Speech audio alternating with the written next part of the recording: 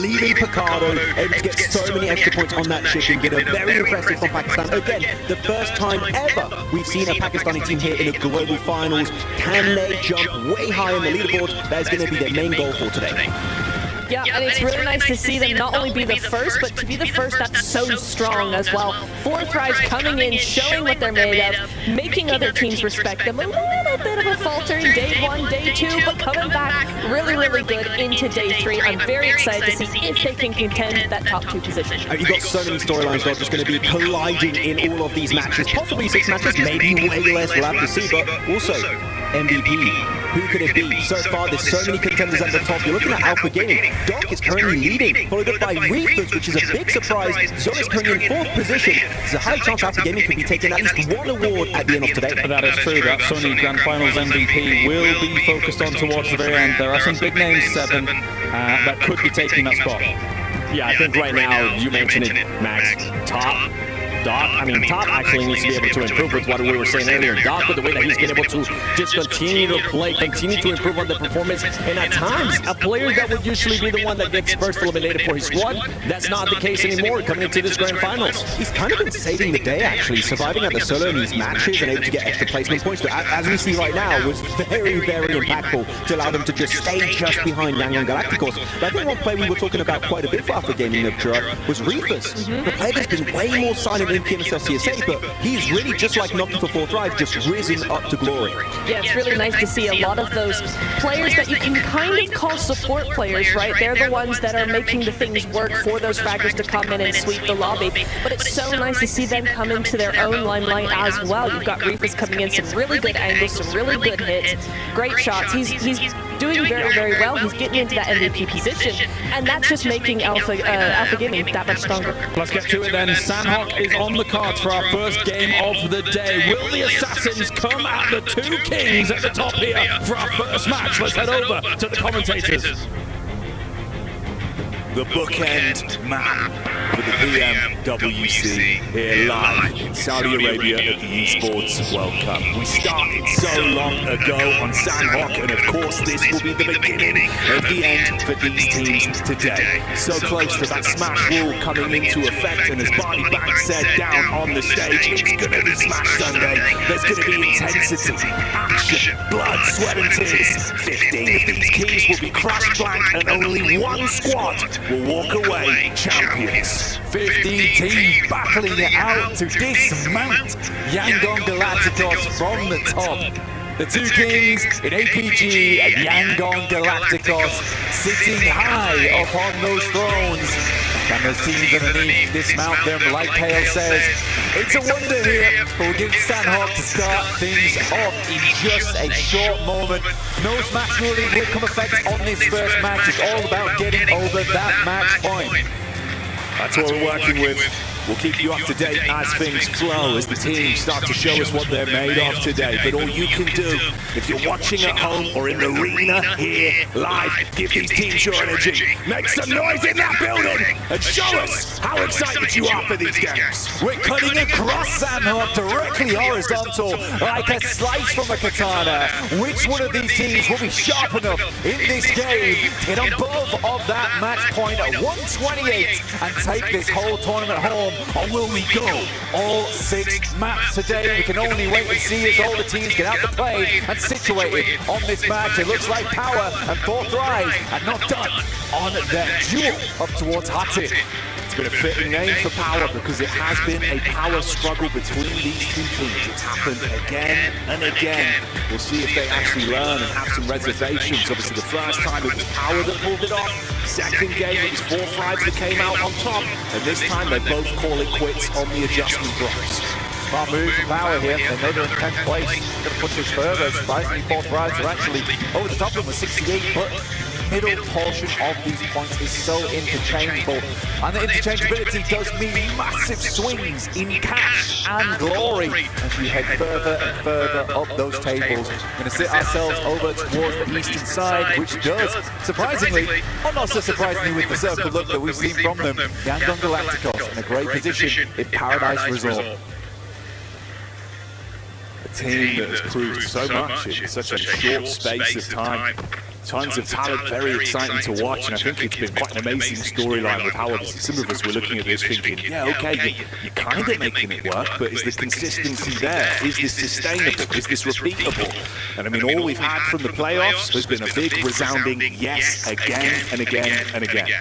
It's been more of that, please, the entire time. For Yangon Galacticos, their maneuvers have been sound, it has been smart when it needs to be, some god grenade been sent over the top from this team.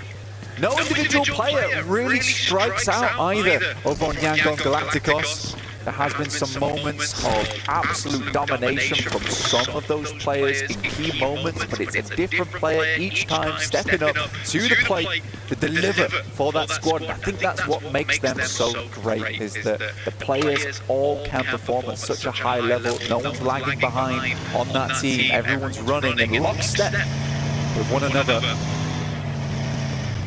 There's a couple of teams we'll be focusing on this match, and this is one of them right here. It's Weibo Gaming. Currently in third place on 82 points, having a real standout here for their region, with some legendary names on board, such as Order right here. For Order, he's quite consistently been bringing the gavel down on teams inside of these lobbies.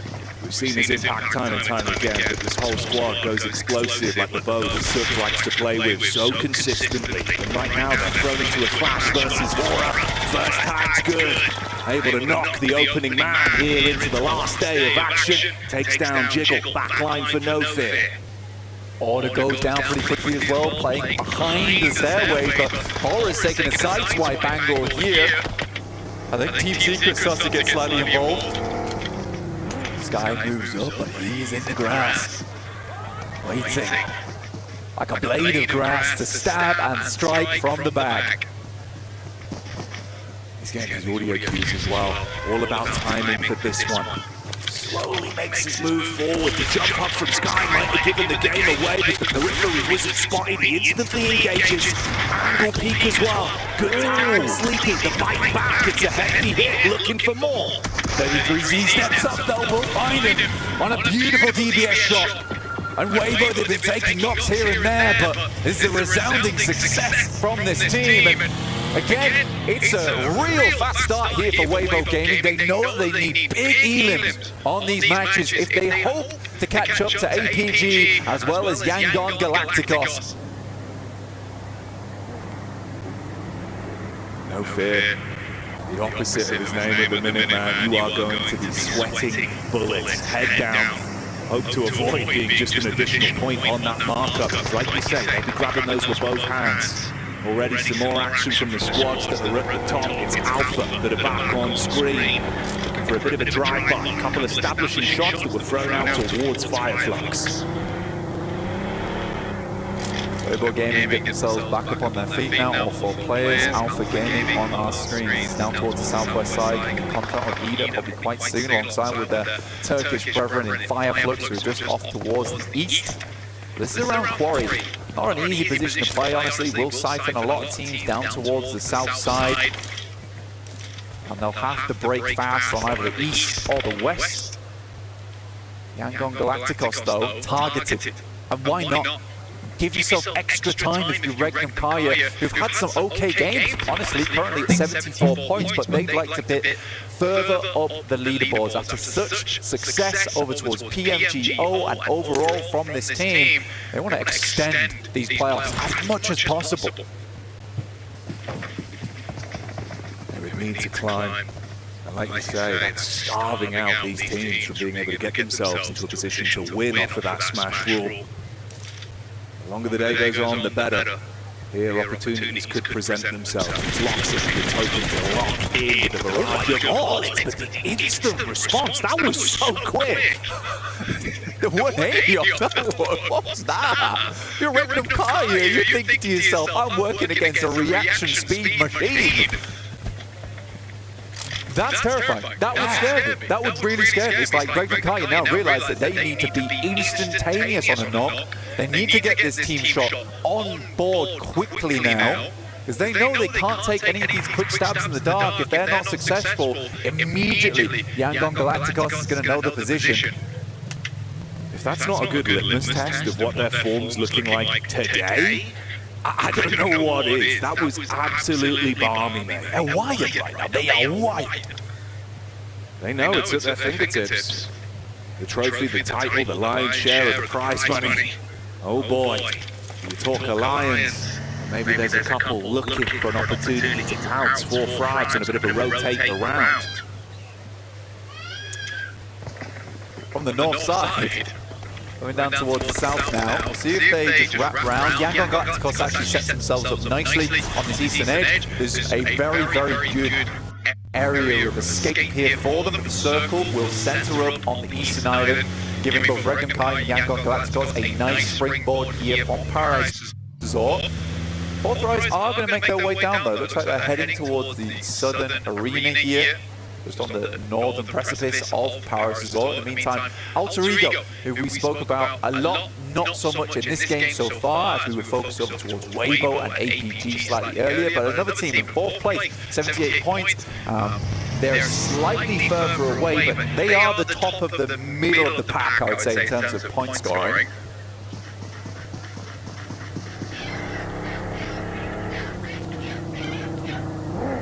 For gaming.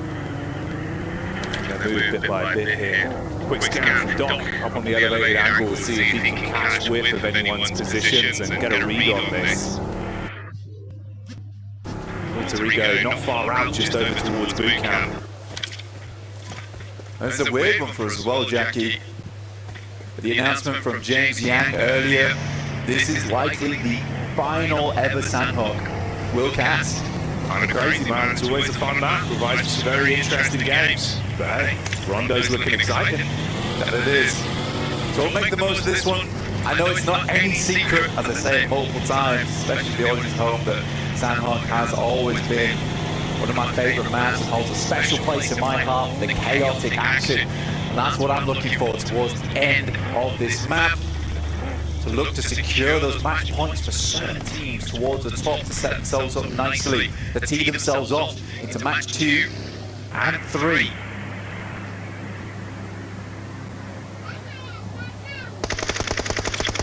Weibo, shots down range. It's the RX that are on screen now. We get their POV. Nades over the top.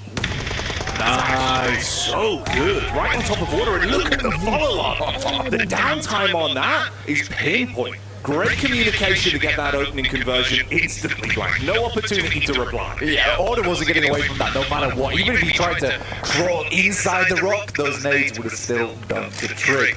Weibo Gaming are forced off of this one, and 3 elims is not enough so far. They need more off the back of this one, and right now they're sandwiched between 4 Thrives, DRX, Horrors underneath them, Team Secrets guarding out towards the west. Smile did move down from Yangon Galacticos over towards a small shack on the south side, which gives them a comfortable position, an anchor point for the rest of the team to drag themselves over towards.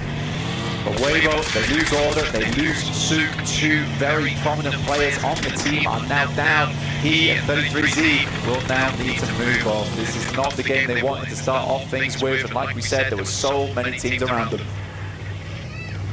Luke's being pushed from pillar to post as well.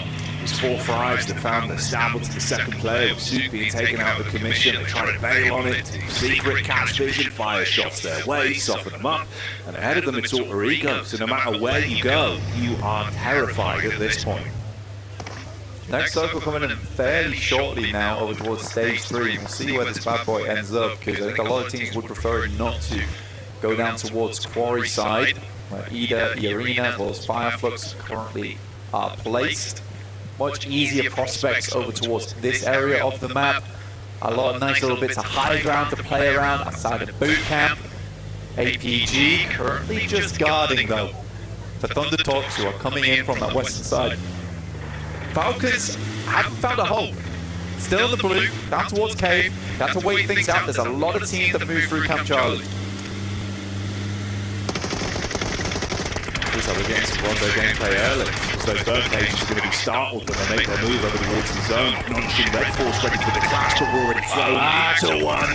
There's Farax unloaded. The DBS rattles back over though, and 4 fries might come unstuck. You think you finished the job, and T24 has to do it himself from the backline. A messy engagement. Noki's gone. You can at least get that pick-me-up play back over at the Farlak. Unless another squad pulls up. Regnum Karia as well, being headhunted by S.A.I. That's another point to the tally for Yangon. Bad start for some of these teams though, Jackie. Wavo down to 1 player on a sliver of HP. DRX out with all 4 players down. Not a lot of eliminations to speak of. The 2 towers towards the top, towering over the rest of the lobby. It is the twins in Yangon Galacticos and APG, just 1 point apart.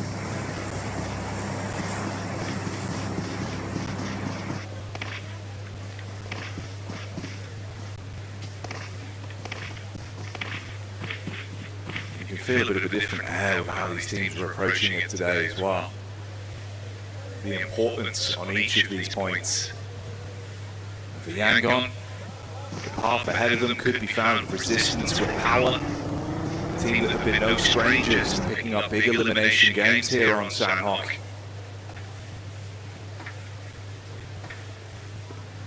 APG playing themselves very slow at the moment. They know they need to. This game's about getting over match point. I think for APG it's a slightly different story for them because it's quite an aggressive team. For Yangon Galacticos, they sort of just need to play their own game. Have to switch things up too much playing on the outer edge, but for APG this is where they go to die right now if they're not able to get over that match point early in the day. Yangon Galacticos is able to fix that one for themselves. Right now I'd say APG is playing a smart game. They're not trying to push too far. They're securing that location on the western side. They do not want to be backstabbed. This is nice, this is nice. They can certainly play this one. They're keeping it all nice and calm, which is kind of uncharacteristic for that team, but they have been making these adjustments where it's required during these playoffs, and it has been so fantastic to see a more controlled approach throughout the game. It's been wonderful to watch. And they've been running those more passive games. We've seen that on Sandhawk from them. Placements have been huge, especially at this point. Getting those placements, getting into that smash zone, that could be a whole different story. We get the shift on the zone as well. Team Secret, not in a bad spot whatsoever, centered up with some cover to play with. Emre taking down Redox as Falcons made a quick rotate towards the center of the circle, going for a lot more of these.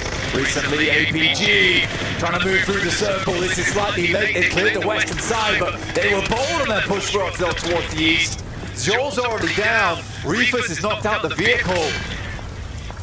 Oh, it's a dangerous gambit, Jackie. It's a very deadly game they're playing. Trying to focus on so many different angles because of where they found themselves trapped. Limited cover to play with. Shots in the backline still coming in for Doxy. Ahead of them, it's Eve that's also trying to take Heats back over. In the meantime, Hora go out. Seems like Power have kicked off the fight versus Yangon as well. And S.A.I. that one gets stolen away from Regnum Karia. Whilst 4 fights continue the fight versus E-Arena, and Alpha Gaming just try and find some form of cover. S.A.I. going down, very dangerous for Yangon Galacticos considering how strong he's been for the squad. They do get a re-knock, but now Yangon Galacticos down to 2 versus the 3 coming through from Power. Al-Haji is fully flushed out there. So a 3v3 effectively, unless another player goes down, dropping Yangon to just 2. In a similar boat with APG in those moments. Smile gets taken down by Ragnar, and match point might just not be found in this match as Yangon Galacticos are out. A sigh of relief for many other teams in the lobby, with Power pulling off that play. Their eyes lighting up as they see the Elam feed starting to fill with Yangon's name. But for Alpha, the journey continues. Fragmented though, down to the 2 players, just Doc and Reefus that are trapped apart from one another. Bullets out from Reefus off the back of Doc C. He's trying to take the peaks on this. Tough game now for Alpha Gaming, just the 2 players. This is really rough. Reefus hit the deck also. This is Alter Ego almost about to lose Krypton at distance from Tizzy. out in the blue. Be furious. If you're Alter Ego, this was a very, very good opportunity for them to catch up in the rankings. Non-ship. I don't think this will be a Dr. Dre play. They won't forget about Doc trapped in behind the rocks. Fire Flux taking the head-to-head versus Regnum Caria with a third party from Team Secret as well. Tizzy has already shown us how much turmoil he can cause in this lobby with the shots over onto Krypton of Alter Ego. We get the replay here of a very important fight as well. That was Power versus Yangon that resulted in them going out. Alter Ego's doing great work. Moana with a big nade. Hits the double. Alva's been taking some nice shots from Alter Ego. That's outside in the blue, making the most of this zone, but he knows he's got to get back in because just like that, the play zone was doing a huge amount of damage. I think he just about made it through, but that's another great nade from Tizzy over towards Rosemary, leaving them down to just the one player. Where is that nade going? Got no more left now. Wasn't able to confirm over towards Rosemary. Alva's back up on his feet. Moana's dropping the smokes. Tizzy's trying to get in close range. Wants to put the shot into good use. Tag from the side. Alva gets the visual on and nade up from the teammate. Good peek back in. It's Binny in the back that hits heavy with the DBS. Going for the pickup. The car drives by. Moana runs into the barrel and goes down. See you later, Alter Ego.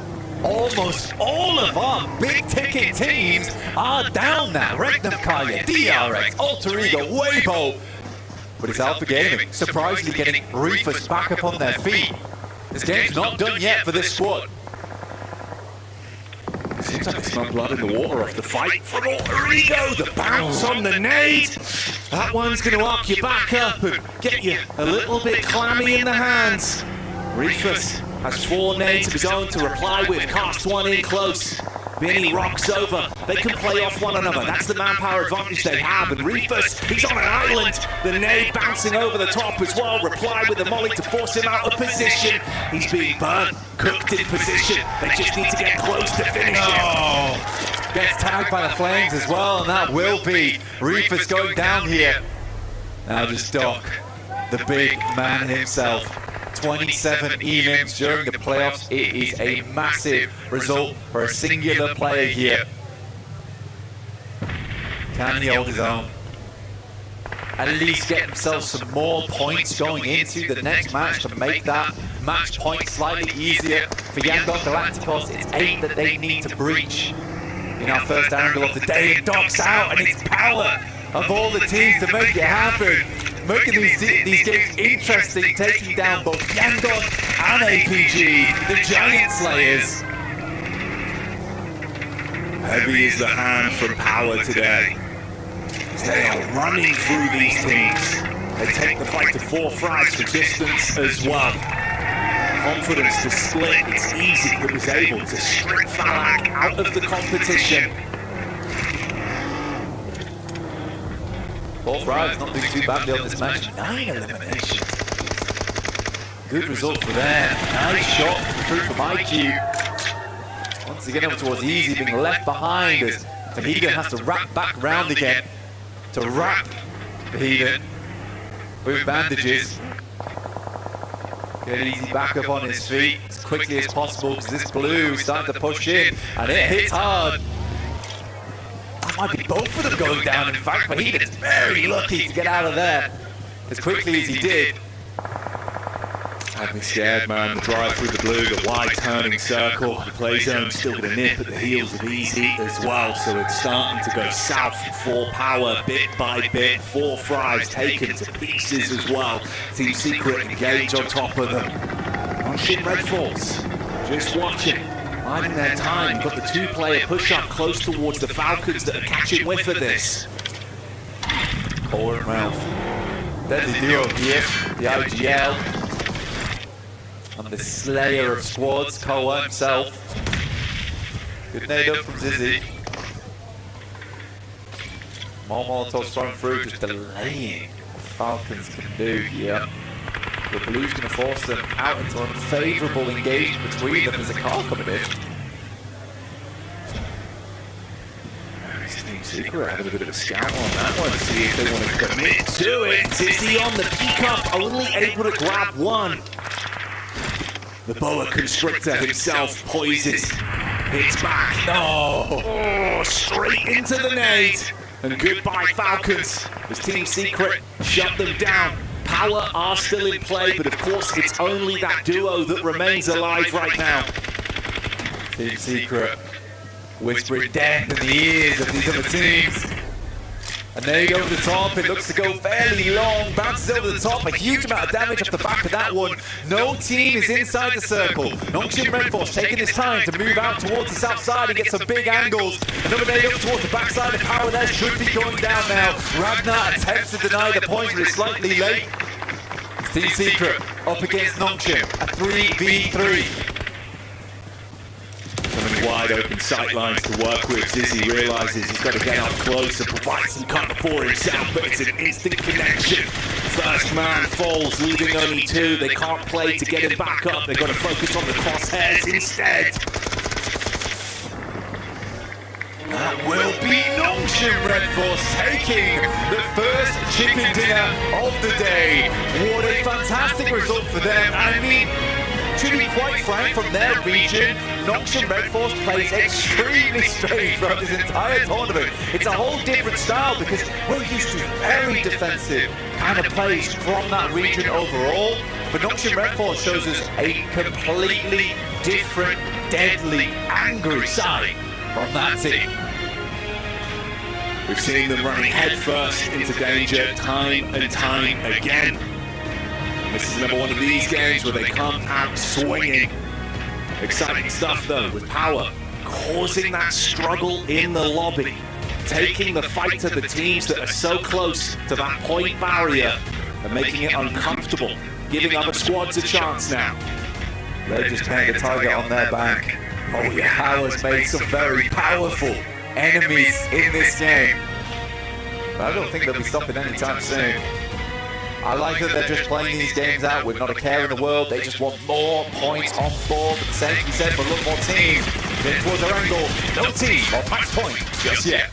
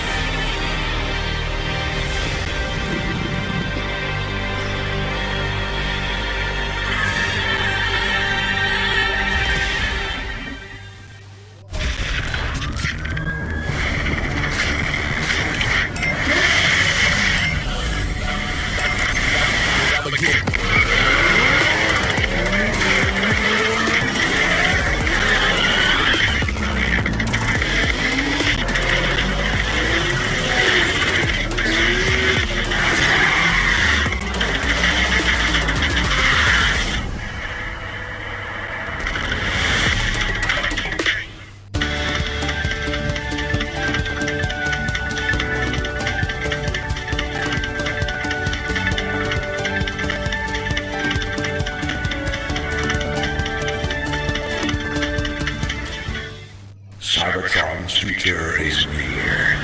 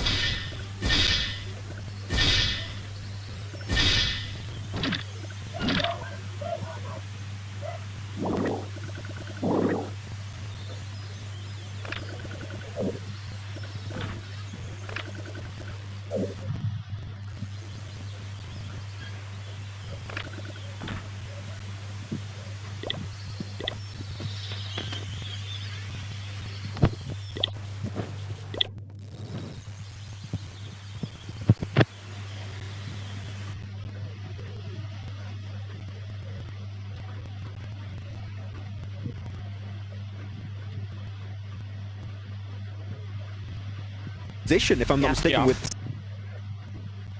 if I'm not mistaken, with 68 points, also pretty big jump. We said it, top 5 prize point increase is significant for Pakistan. This first game was an absolute banger. That'll be 100,000 or 110. I'm not quite sure, without me checking it right now, but yeah, big jumps are still very much available here for PMWC. One question, whilst we take a look at our 9th through 16th as well here, Neptura, is that the last time we get to see S.A.I for a while? Now that Rondo's coming in.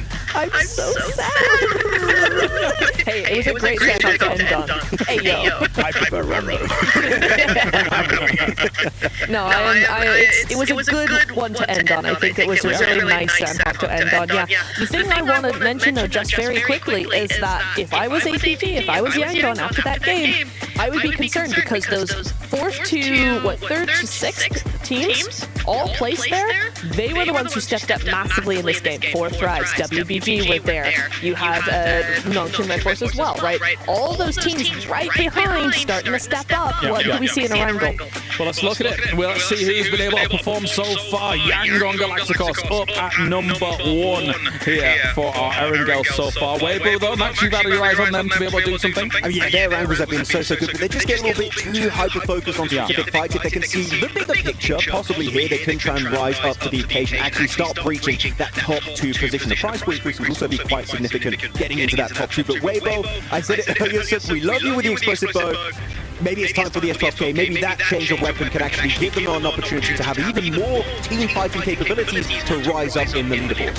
For them, I'd also like to see them actually take a few better angles. I think they split up quite effectively, but I want to see a few more alter ego angles coming into that. I want to see that influence because I think those angles are so beneficial for certain teams that I think that actually Weibo would actually do well to be influenced by that. Let's get to it then. We have 3 Erangels potentially here for the last day of PMWC as we head over to the grassy pastures for game number 2 of the day here with our commentators.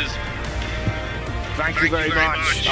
Kale and everyone on the desk. It's been exciting and you can feel the anticipation at the storyline starting to build. But we appreciate you switching over to us so we can give you the breakdown. Of course, if you want to stay up to date in your own way and follow all of the action, head on over to the official map feed so you can check it out and follow it exactly how you want to with a full lay of the land. And you need it, Blank, because we are at the precipice of greatness for so many teams. Of course, though, because of that man on your screens and the incredible power roster taking the fight to our top dogs, they were starved out from being able to break into that 128 barrier. I want to keep tabs on his team 100% because right now there is certain jump ups which, like Max says, are worth a whole lot of money. Nongchin Red Force, they can stay up towards the top of those tables.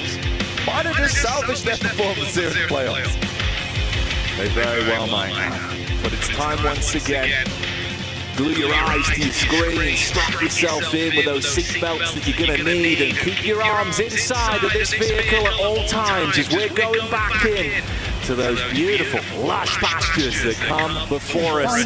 Let's get into this one, Blank, and see how things are going to start to shape up once again here today. Right now we're at the vertical drop, just waiting for this ride to get underway as we're in the plane heading down from Kameshki all the way through to the western side in Quarry. While teams get themselves out in action, Weibo going to be out a little bit later down towards Primorsk unless they go for a slightly different drop here. Oh, but look at the drop in points right now, Jackie. 85 points down to 77 in 10th place. We've got triple 77s across the board from Regnum, Kaya, Power, and Ida here. Oh, it's nasty. Real nasty. Whole lot of 7s, but will they be lucky? That's the question. Or will it be the wrath of some of our top players back out, proving they're the top dogs in the lobby again today? Doc has been living up to the name. It has been surgically clean. Three players that we talked about a lot here, Doc, Rosemary, Farag, all putting on a performance of a lifetime in this one. Dave up with a 405 meters, I think that's breaking the record. Crazy stuff coming through. Nongshim Red Force straight down towards the south side, leading around the yellows. Falcons, as per usual, in Pachinki. But check out this circle, heading directly southeast into the uncomfortable trees, the dead woods. Will these teams be able to get themselves out alive though? And across that match point barrier, not possible for teams in 3rd and 4th place at the moment. All eyes on Yango and APG. See them parachuting in here. The Alpha Squad that have shown us that they mean business.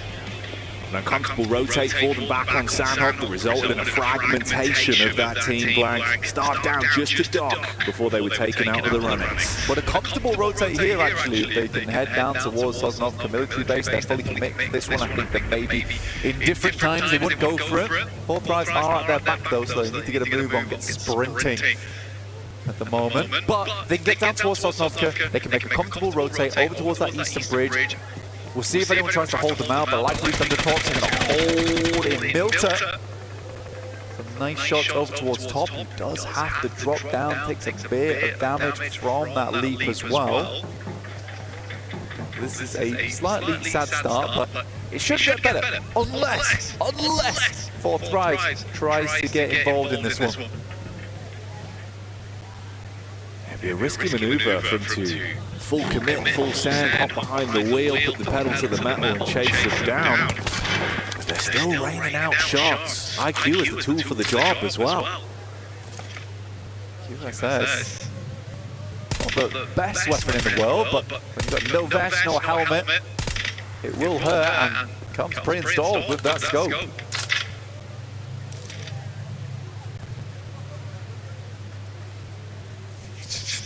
Acrobatics on display right now from APG. The outlines. Yeah, parkour in the entire time. Oh, it's good. Leaping over railings, getting through the girders. A bit of terrifying, man. A bit of a jungle gym for them. Just constantly trying to get out of there. Keep their noses clean, but already some obscene plays thrown into the mix. Nongshim Red Force up against Fire Floods there. Macap being able to find one of those for free. I'll tell you what, as much as some of the players from Nongshim Red Force have very much frustrated me in the past, I do respect that no matter what, they're just going to keep giving it, they're going to keep being aggressive, they're not changing anything. And I think that's a mindset that can really affect you going into the finals where you want to play passes, you want to get those points, you want to get placements on board, but for Nongshim Red Force, fair enough.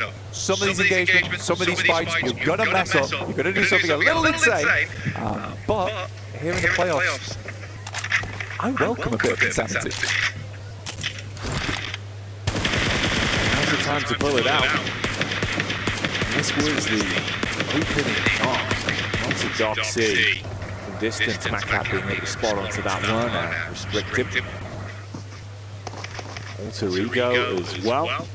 A little establishing shot of that rotate round from Redman Kari, but one man's trapped amongst it. Oh, Roxy, you have been left hung out to dry as the rest of the team realized they had to commit to the getaway, so they find that one for free. Origo started off pretty quickly on that last game. They can do it again here. They get themselves down into a nice position on that southeast side. Sadly, Red Makaya will lose a play off the back of that. But they're no strangers. These fancy circles usually do have a fair amount of success on them. Losing a player at this stage of the game does hurt them. Power versus Thundertorch. Okay, Power. Let's see if the energy levels are still carrying on from the prior game. Forming a fist and punching their way through this lobby pretty convincingly. Find Jin getting knocked down immediately. No one else really around to assist as well.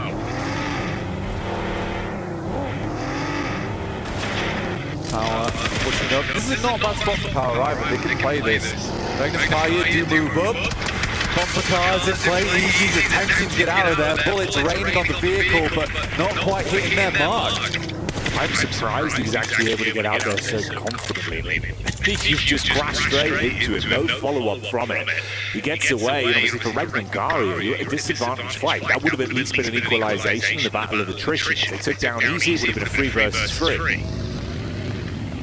They could have probably pulled that game out a little bit longer. I think the Yangon Galacticos, though, as well as APG, they're one of the few teams out on the western side, down towards the south, that just have not found a home here over towards that southeast side, where most teams are confirming their position. There have been a couple of times where we've seen more teams spread out over towards Mansion, around Shelter, and likely on the circle, it does center up around Mini-Milter, as well as Milter itself. And this is the smart choice from all sending central. Does give some more time for squads on the outer edge to play this game slowly, though.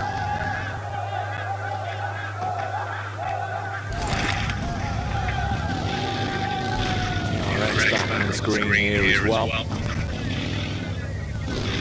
The RX again, the teams look relatively impressive. Remember, we've seen them in terms of those later circles. The communication's been really good. Fitbit's had some huge pop-off plays as well. It's always fun to watch. On this one, they get a lot of time to ponder and think. Team Secret, of course, you had that late finish from exactly the previous game. See what they can do here. S.A.I just off in the distance. Merman gets contact. A few shots fired in towards the vehicle. Trace him down. Hefty chip. Not a bad shot towards Jack. He has to switch vehicles, though. Knows that that buggy is not long for this world. We'll just heal up using the bandies. The Yangon Galacticos similarly in a rough scenario, heading over towards stage 2. They've not quite found themselves over towards the circle just yet. We're waiting for that shift, because if it is down towards Milter Power and Milter Way, suddenly becomes very, very hard for a lot of these teams that are rotating late to get too much success off the back of it. APG just been sitting pretty down towards military base this entire time. Oh, okay. That is a big one. That's going to create a real traffic jam down that southeast side. Hard to rotate up on the east around the crates here, Jackie. Oh, dear me. Not a bad opportunity for the boys over on APG, though, to sidle in over towards that eastern bridge. And the loot crate delivered to them on the way. Yeah, potential as well, with all the team's focus being turned ahead of them with the swift rotations that now have to be made. They could backdoor into it. Fire Flux straight in versus Power as well. Seems like Al-Haji is swiftly been handled. And you get the follow-up onto Fahidan. So already they're able to strip them down to just 2 players on Power. Easy sprints into the building. Oh, good for the first with the DBS, but Ketch replies straight back. Easy was locked in there. You see the way he was moving? He was inside the match itself. Power is now forced to send away with just Ragnar on side. This was a horrible shift on the circle back up towards the northwest, but gives a great opportunity now for Yangon to play out a smooth game. A lot that can be done for this team. The Fire Flux to take all the bells and whistles that come with that nice flash over onto Power as well. Steal away all the additional supplies, reset yourself and focus up. This is the RX that have been ushered further around with the readjustment on the zone, just inches away from Red Force. To peek out through the window, see if they can find anything from this. Better be careful though, Dizzy and Vinny have been very lethal today. Doxy is a nice long-range player, quite good in the close quarters combat as well, but the Tizzy, Biddy show there a few times. Does sound almost like a cartoon, to be honest with you. They get some solid reviews though, great to be through the roof with how they've been playing. On at prime time. It is exciting watching Mansion, of course. APG finally making this move. Like I said, they got a loot crate delivered to them, which was awesome. Ida is holding though. It's a smart maneuver from Ida. One that might just pay off, especially if they are confident that APG is going to be moving through late, which possibly means here that APG is going to have to wait on the outer edges. Top goes for something very aggressive. They're going to try and swipe right over towards the beachhead and deny those sight lines, and Ida has absolutely nothing to say about it.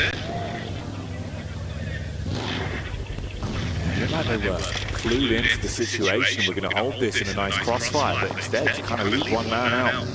Oh, and it's lonesome and dark here.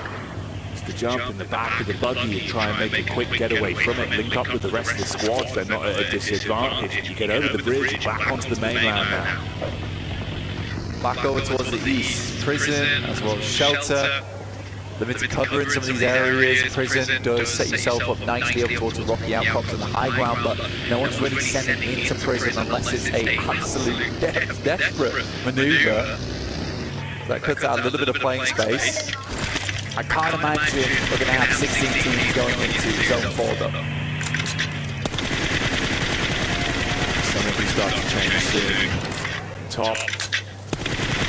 Offering up a short back and sides to Ida. Trying to trim him down from a distance on the coastline.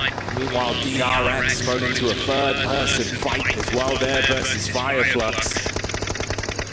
Yeah, and Galacticos going for a wide grab towards Prison side. I think it's a smart maneuver as well, Jackie, all things considered, because they know a lot of teams must have shifted back up over towards the northwest and might have left those areas a little bit more dry in terms of players. It's a bit of a bold maneuver, but with the information you have, it's probably the best informational play you can go for at this stage of the game, especially if you're just trying to stay quiet and get over that 128-point mark. How is he not down? Damn. Tries to get the quick connection off. Rapid peek in. Great follow-up. And that's how Thunder Talks get removed. So that's that first squad falling now. We get our answer. Thunder Talks out. I mean, they've just not had the greatest of playoffs, really. In 36 points. The bottom of the tables. DRX, though, comfortably will hold on to that one around Milter, but they've got further to go. And here's APG, in fact.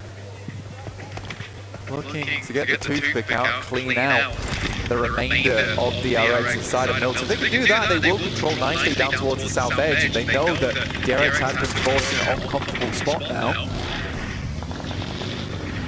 Ooh, this is problematic though. Top further ahead. They're able to find that angle into the building and get the knock on him. That's from way back up on the inside with Fireflux. Why are we thinking that? That's a crazy maneuver. I get that, you know, he has teammates that can come in, but what are we going to do? Another teammate comes through, get peaks, almost goes down. Potentially might have had 3 players going down there, losing durability of helmets and vests. Just get your boy up. Alright, probably shouting at it, like, just rest me. Like, that's all I need right now. First on the drive-by inside of that hovercraft, the bullet smashing into it. He's getting torn to shreds as well. So many squads having vision onto him. Very overzealous maneuver. I don't quite know what was going on in his head at that moment in time. I know they want to get into the circle, but you've got bare information going into it. There's plenty of players to consider around those hilltops as well. I suppose he thought you'd get further in the hovercraft, but there was some serious team shots onto that vehicle. And I know that a lot of players hate how that hovercraft can get players and teams into pretty notable areas of the map. So as soon as they see it, they see red. This to me is starting to look a little bit like Alpha coming into this one. They're quite antsy today. Some of the decision making, the way they're jittering a little bit. Feels like the nerves might be there, the pressure that could potentially be put on them, and from the environment we're in here on Smash Sunday. It's always so uncomfortable not hitting match point game 1. Because then it sends you in a bit of a spiral where every single game, therefore, you're like, just need to pass it. Just need 10 points. That's all we need to grab in these matches. Let's kind of pull this back. Let's reassess the scenario going forward. Most of the time, you should just play your own game. Don't think about Smash Cooling. Especially for Yangon as well as APG. Not sure what happened there with T24 and IQ, especially if Yangon and APG getting so far ahead, it doesn't matter. They just need to play out a regular match of PUBG Mobile for themselves, eventually hit that marker. What is happening? What on earth has gone on there? T24 nade no. He's in Rico. Max's nade of the day over there. Max a minimum on that one.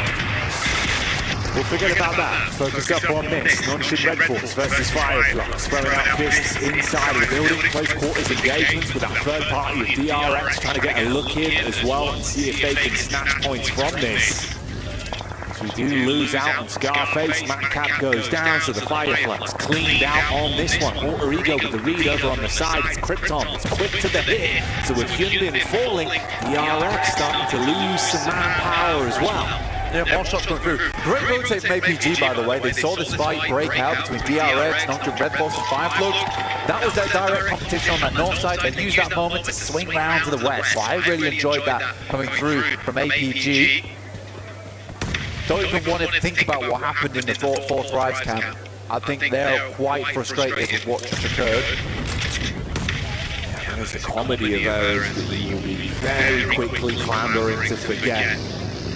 Meanwhile, though, you're going to be having your eyes light up if you're a fan for Yangon, as they're in with 3 eliminations off the back of that. Oh, getting reap. I'm glad they at least didn't show us the Molotov as well. Dear me. Yangon, though, that is 3 separate teams they've been involved on. It was Team Secret, Ida, as well as Alter Ego, and they just keep going. They just keep going on that one. At this point, even just on Williams alone, I mean, only 4 more to find now. You've already grabbed yourself so much stock inside of this game. It's very early doors, already 17 minutes in. Yangon Galacticos down towards plenty of teams. And they took advantage of that high ground that Prison affords you on that eastern side. They knew they were lacking information and coming in from that northwest, so they changed up the game. They used the playing path as well as the circle that came through to identify an area on the map that might be a little bit more open. They can start to develop that intel. The Gladiators swinging and showing us their handy with steel up against Team Secret, but the clap back from the hillside is Yangon to try and get a spot down and see if it's worth committing to this one. I know there's been a fair amount of chip damage, and there's even more follow-up coming in as well. I think when you look up towards E-Arena as well, the fact that they delay them here almost certainly should count them out, because the circle's going to push them in. They are on the short side of it, so it will take a little bit more time, but all Yangon Galacticos really need to do now is just send a couple of shots, a couple of beam stings down towards E-Arena and keep them locked down. It's not just that Yangon are playing well, it's that Alpha obviously having a real struggle of a game as well. It's just Dole now. You have the sideline shots that came in from Falcons as they were trying to make their way over, so it's just down to the solo man. Again, another game where likely APG is not making it over the max point. Rests on the shoulders of Yangon. Should get at least 4 points off the back, or at maximum 4 points off the back of the arena. Moment will be stolen away by Horror. That could have been right there. If they took out the entirety of the arena, Yangon would have made it. Need to get themselves into placement range now, though. I honestly think that's what they were debating as well. You can see kind of the difference in the 2 players that were further up, almost feeling like if they went for that one, it would have been worth the risk and reward potential. Falcons back over onto Alter Ego, giving as good as they get, with Nonchalant also looking to see if they can snatch away some points from this. Falcons actually not playing a terrible game right now towards the south side. They are roaming, they are making sure they keep track of a lot of the players coming through. The circuit will start to push E-Arena in. Now for Yangon Galacticos, this is less of a matter about battling against E-Arena and more of a case of battling against Horror stealing away these eliminations. Murna and SAICloud that have basically just had to prevent anyone sneaking in from the backline, whilst the raw focus from Romeo and Co is just thrown down the hill onto E-Arena. They're finally getting what they were building into on this one, converting those knocks into full eliminations, take down the squad, mop them up, keep those elims building. 7 elims, 1 single point away from beating the 128 barrier now. So Yangon Galacticos just need to get themselves into 8. That's all they need. Krypton tries to take it up towards the Falcons, but they will swing back with the wings, blast them away with the Air Force. Now just Red Vampire up top side. Can Falcons make a push through 2 teams? It will be a good result for them, and something we've not seen for quite some time.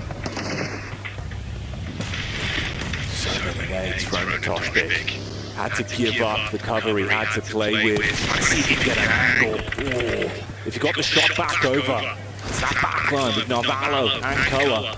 You could completely fragment the Falcons, leave them in a position where potentially they can start to take the fight to them. Silas rocks over as well, makes his rotate in the back of the buggy, looks for the peek up. They might have got the pick-me-up, sure, but can they still hold on to this ground?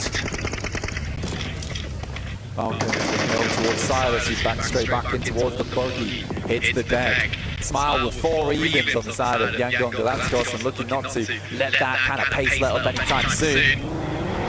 He wants to keep on pedaling. Murna. Now, setting his sights over towards Wild. It's a bit more chip damage here. It's kind of a 3-1 split with how they're playing it as well. I mean, Murna is going in towards Red now. Whereas you've got Smiles still just looking for the vision back over on towards Horror with 2 players in the center there for the quick rotate depending on where the favorite fight goes. Meanwhile, Zol, the last man from Alpha, is spotted with a wrap over from 4 Thrives. Oh, Toshbik goes for the peek out, but it doesn't work. Now Valor, quick, hits that one back. Falcons with 9 eliminations, Jackie. This is a big step up in performance from them today. Weibo as well, getting some good results in over towards 4 Thrives, who have not been thriving on that southwest side. The Falcons, they see weakness, and they'll send in. Narvalo unloads. The Hailstorm hits onto Falak T24. Trying to scrap back, but not much that can be done as Koa will restrict and remove the potential for any comeback for T24 and Koa on that one. So goodbye 4 Thrives. Unfortunately, the Falcons might have finally come unstuck. Shots down on the 3 of the players, only 1 man remains alive. Meanwhile, Jiggle looking for the head-to-head versus Yangon. Gigantic game from Falcons, honestly. 11 elims, very, very nice. They won't go any further than that. Weibo Gaming looking to catch up to the Titans at the top of the lobby. Another nade sent through, the Molotov as well as a nade towards the back, but Romeo will at least hit Jiggle with that molly. Burns him out. In the meantime, Murnat will pick up Silas. Sleepy gets lucky there on that bounce, didn't he? For Yangon, the job is done of all they wanted to establish on this one, pushing past that 128 barrier and making it to the match point for the smash rule. They're focused now on how far can they go in this game. Strike fear into the other squads with how they've been playing. Yangon, Romeo's down, and they're going to send in with S.A.I. No fear will be taken out. But they need another game after this one for the chicken dinner.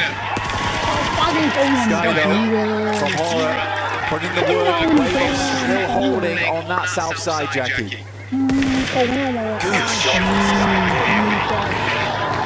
Really crisp stuff. Yangon to finally met their match in Horror with how they've been able to play. Wide open angles and quick shots from Sky. Murnat though frustrated, wants to grab even more points for them, push further up the standings, and leave these squads knowing that if you come to the best, you better be able to strike them down. Weibo needs to get moving though. Like, this is a fight that they could capitalize off the back of.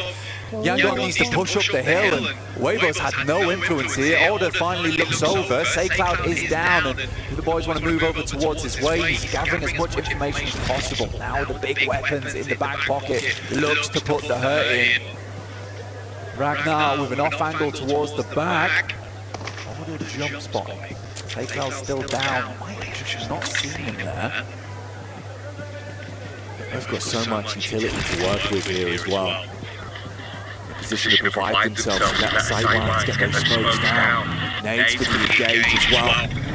Good range of different placements in terms of where these players are. If a fight kicks off, they can get angles onto you, even if you only slightly peek back into it. Murna inside of the vehicle, heavy by order. There goes the first man. It's good timing as well, Circle starts to push in. Brilliant timing, in fact. They can delay as much as possible, will make life very hard for Yangdong. Power. Of course, it was Ragnar that was left as the solo so long ago. The last man representing the organization trapped in position with he just guarding his only exit. Yeah, just needs to worry about the blue essentially, and that'll do the trick.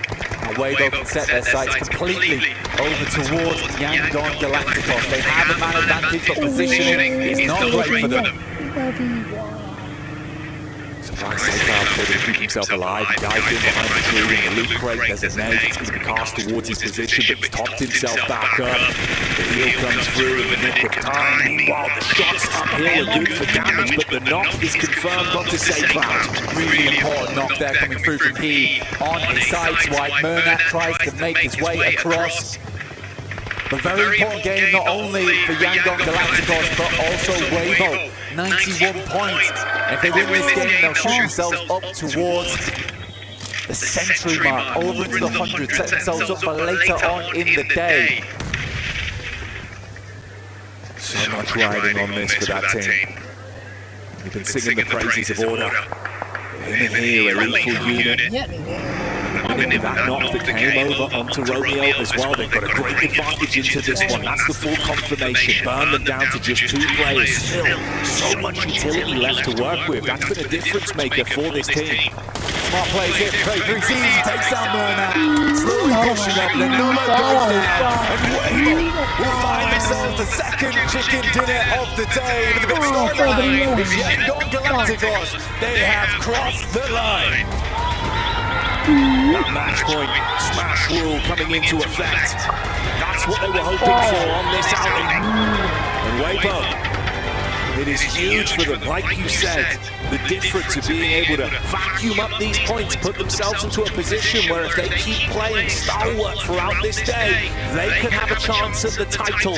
It's all to play for, but the intensity that will be building going into Game 3, Black, the action is going to be palpable in that arena. The bowstring is pulled taut right now for Weibo. And they're hoping to keep that tension in place to accentuate that gameplay.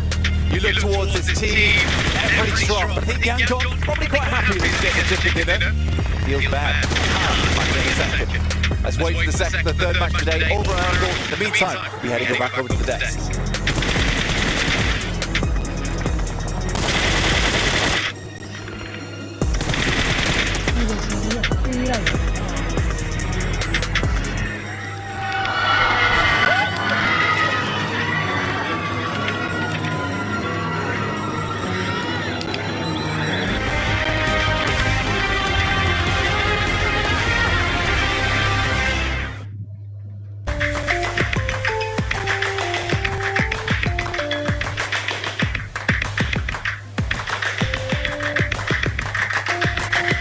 Level up your gaming experience with over 8.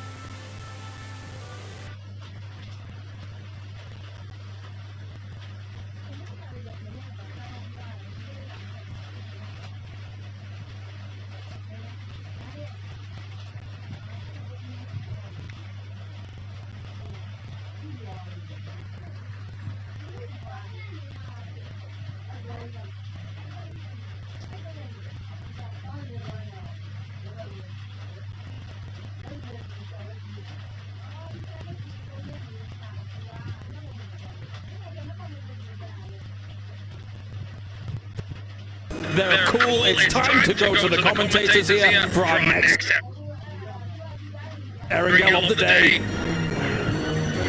A position they've never been in before is a sentence that can describe so much about this team. But all they've been doing is playing to their strengths, pushing further for placements, for eliminations, for the pride of their own home nation.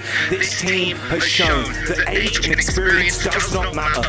All that counts is what you bring to the grand stage here live at the PMWC. And Black, Yangon, Galacticos have been delivering in droves. With the Smash rule now in effect, they have the opportunity to walk away as not only the victor of this game, but the victor and new champion of this entire tournament. So let's shatter, let's smash here on Sunday. Over towards Erangel match 3 of the day, 137. We're above the marker now. From Severny down towards Primos. We're getting into it. We're getting loud in the arena. Alpha Gaming watching as Yangon Galacticos gets further and further ahead towards the horizon. This is their chance. This is their moment on a map that they are known for. There's great heads-up decision-making in the prior game of how they split off into 2 duos, maximized eliminations to get themselves over that threshold. But now we'll see how they play. And that Smash rule's in effect. If things start to change, if other teams target them, or if they're able to play their own game. And of course, if some of our other squads can take them down early, build for themselves, as there is a few challenges nipping at their heels. This is where you got to solidify the knees, no weakness allowed. The nerves need to be cut short. And you need to be solid on this battleground. The adrenaline must be pumping. They have to keep it quiet, keep it calm, like you say, play their game, play their style.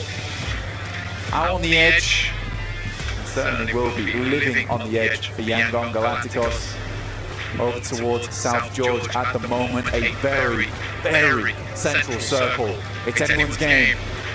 But Yangon Galacticos have set their sights on it. Zeroed in and ready to take that chicken dinner. But it all comes down to the action in the lobby. We'll keep you updated with how it develops here. Issue is, Romeo's pulling a classic here. Starting out in Ruins. They revealed that position though, for one team in particular. That was Regan Karya from yesterday. This might not have the same effect as Yangon Galacticos are hoping for, especially if Regner pulls out early and will look over towards Romeo, take him down, leaving Yangon on just the 3. It's a nice position for Romeo to have. It's a good anchor for the team to refold over towards. But it is known. That's the interesting talking point, right? Obviously from yesterday's set of games when they rotated through Ruins and Romeo bided his time until it was one final player. I believe it was Loxy that was the last man to go through. He took shots at him. So like you say, they're aware of this. It wouldn't catch them off entirely. Weibo Gaming, another team, trying to catch up right now. APG not over the match point just yet at 119 points. Still shy by 11. Weibo much further behind, 23 points required, so probably a chicken dinner, a fair few Edens to make that one happen. But at this stage of the game, with only one team on Smash ruling, it's where things get a little bit more spicy, where teams might even just try and dogpile on Yangon. They're elusive. They're in the night, in the shadows. They're hard to find a lot of times. Great team when it comes to hide and seek. And a lot of teams will be seeking. And we just got the countdown down to 0 here on match 3.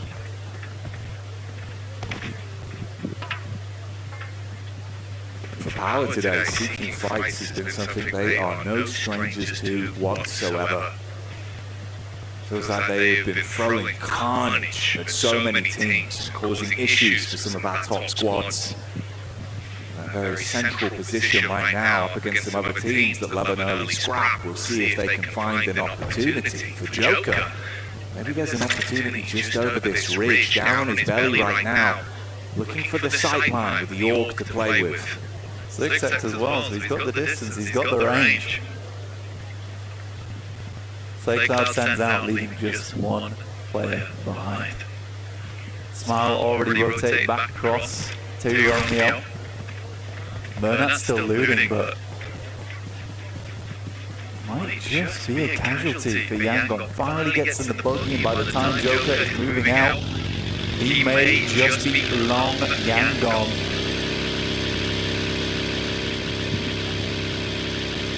Saved by the bell. They didn't even realize was ringing. Mernat's rotate will keep him at play. He can link up with the rest of the squad, and the advanced position from Romeo has not been forced out either. So they can link back up with a loop to play with. Look at how many teams are bustling towards one another as well. A lot of squads that love those fights. Oh, here we go, no strangers as well to throw in their hat into the middle. Launching Red Force, a little bit of a wild card inside of this circle. Never sure when they're about to strike, when they're about to send a blazing wide swing again. A real haymaker of a team is that squad. When they come a knocking, be ready, open that door, or at least bar it shut.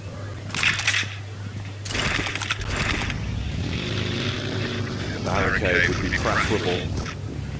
Non-shit have been playing. Throw the C4 on the door. Anyone in the building won't be breathing no more. If you give an opportunity to Doc C. Vinny and Tizzy as well have been a very lethal duo. And lethality is shown here from Hora. The first punch is thrown out. Hyunbin gets an opportunity to strike back versus the Falcons again as well. Aggressive rollout here from DRX over towards Pachinki early, and I don't think the Falcons are quite prepped for it. A lot of times people just leave them alone inside of Pachinki, but with points being so close to one another and big jumps meaning big money, you'll take the advantage from wherever you can, especially on the last day where this is the penultimate Erangel match that we have for ourselves. You're going to pull out all the stops going forward.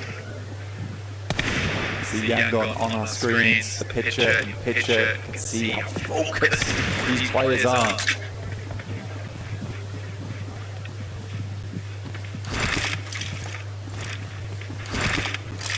I think that's been the interesting thing, right? You know, we were talking about the reaction times way back at the start of the day today, with just the laser focus you see from the body language, that human element of PUBG Mobile. This team have looked like they are here to play. They have been limiting mistakes, focused up mechanically and with communication. That's what's setting them further away. That's what's bringing that skill ceiling higher and higher. Slightly weird one, because the way the circle sits at the moment, it does force Yangon into a different style of gameplay where usually they would be out on the edge here, but the circle favors them, so they have to play something a little bit more different. Hold their angles on the side. If they know the arena plays over towards the western area of crates, they'll have to be prepared for when that team starts to push on in, and then not in the most defensible positions, playing out in the fields. No compound found as of yet. Heading over towards zone 2 in just 30 seconds now, which will define the main playing area of the game.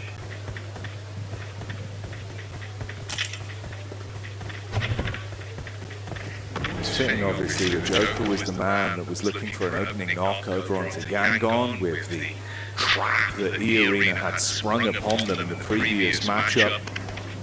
So we'll see if they're out to attempt to upset and get revenge here on their rotation. Alright, we got a game on our hands here. Yangon Galacticos get a little bit of that spicy circle look that they have been known for in this playoffs. They've had 2 chicken dinners a day averaging. There's no reason why that statistic should go up or down, but we're expecting at least 1 today. But will it come soon enough to shut this one down early?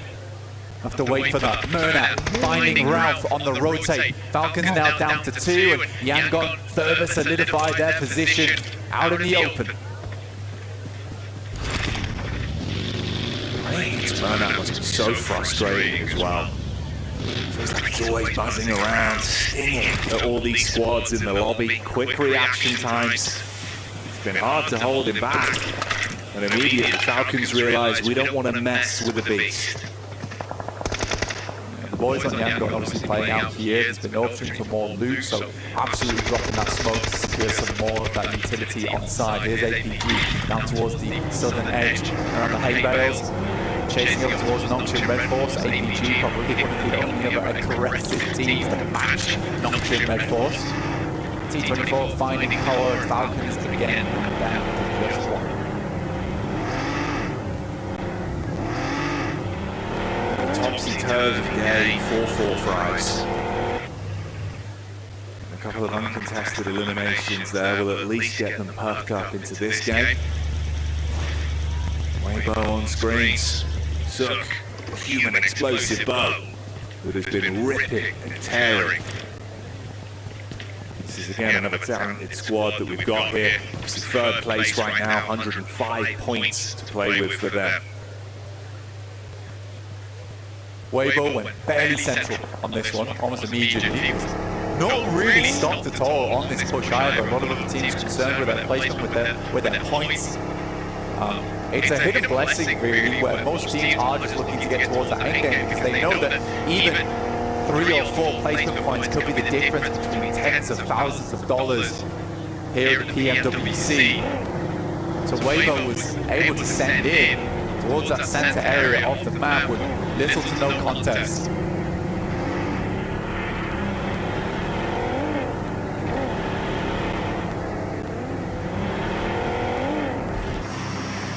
Potential for that might change though, with teams looking to steal away some of these superior positions.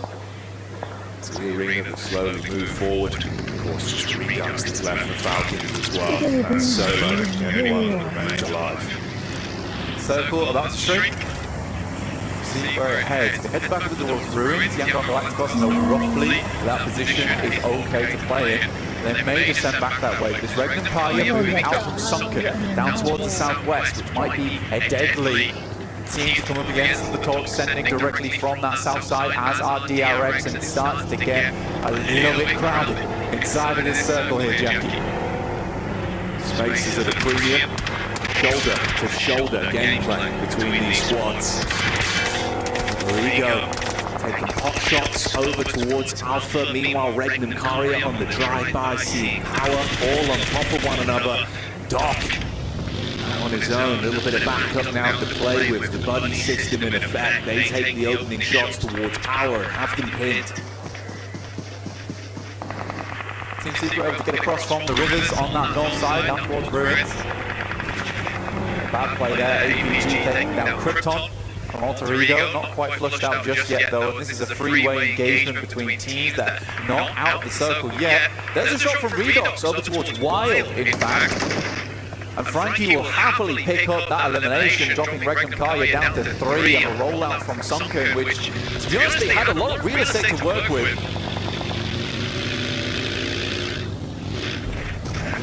Falcons to still be flapping their wings on this one. They knock Regnum Karia off kilter. They suffer because of it. Oh, Reefus with 7 nades in the backpack, and they are so closely grouped. Hey, on target! Al-Haji will not be happy with that one as his legs get blown away. And they've still got more to follow up with. It's a massive nade coming through from APG, but no follow-up just yet. They know how crowded the zone is. Another shot from Zol over towards Alter Ego in Rosemary. Zol will return back to the rest of the squad here. Alter Ego not finding a very fun marker over in this match as they attempt to come through on that eastern side.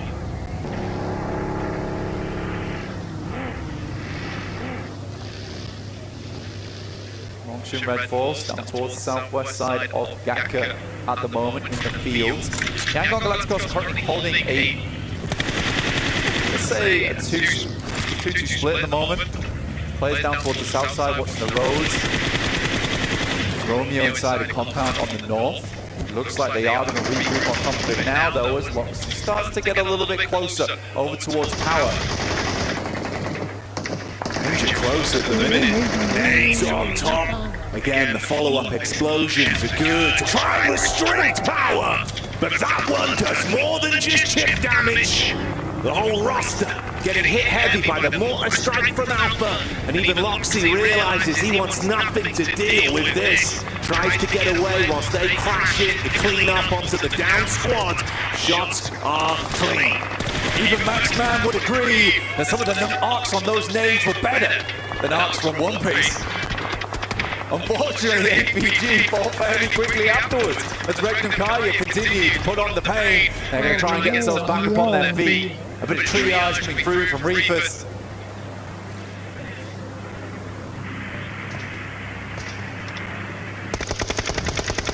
It's Murnat that had the quick intuition to make the backstab here as well.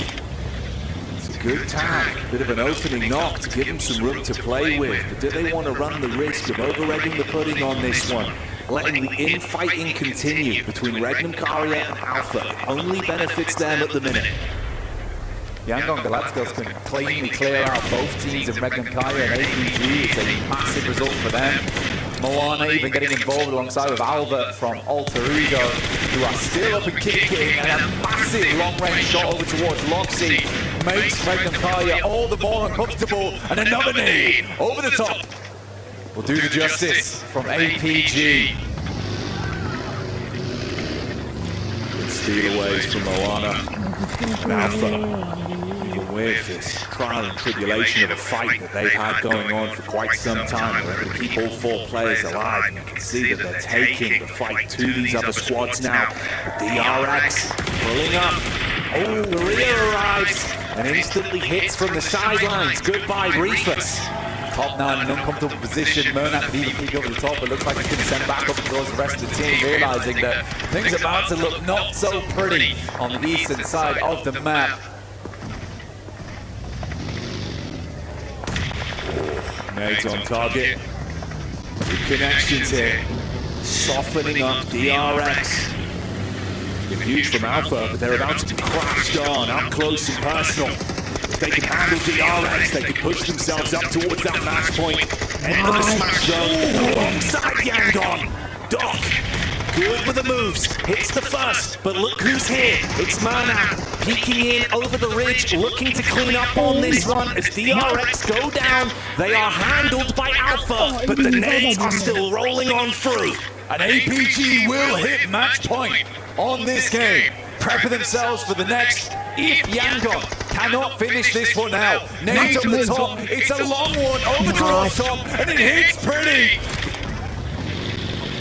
Murnat is looking magical with these nades, making Alpha disappear before his eyes, and now he wants to split them in half. As they lose a player, one goes down, Murnat removed, but Yangon live on. Murnat, who had been such a force in this game, to lose him on what felt like a botched engagement. Not able even to pull the trigger. We saw the reticle over the top of top. Dear, dear me.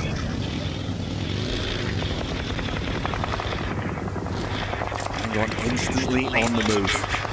Rotation from fight to fight. Hearts must be pounding in their chests right now.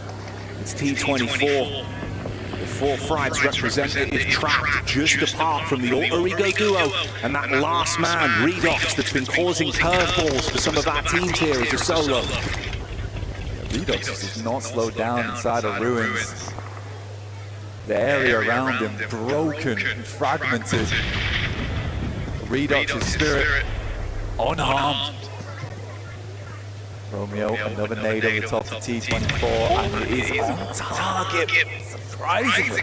Somehow, T24 is able to sidestep it, or at least side crawl it. I am shocked that he's been able to stay up. Slam dunk from Yangon. T24 keeps his head clean, tucks down, tries to stay out of dodge with Redox. Similarly, just slowly crawling around. Trying to find some semblance of cover to work with. Still good amounts of utility to work with, though, over on the side of Yangon. Cast another nade back in. And more chip damage follows through. Weibo, 105 points at the moment. 4 players alive. One of the big hitters here over in the playoffs. Setting the big chicken dinner on this one. They want to get themselves over towards match point. No elims yet. It might be quite difficult. It's 13 eliminations, I believe, that they need on this game.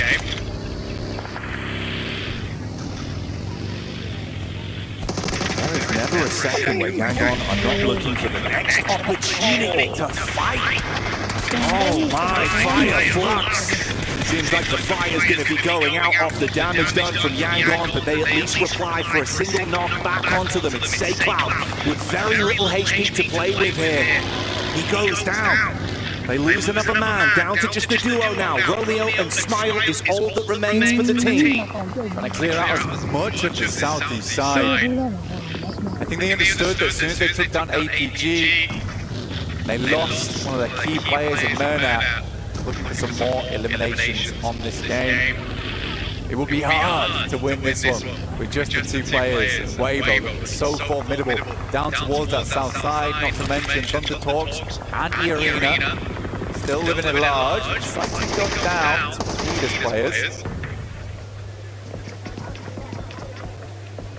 Either being able to put the Bazone to good use.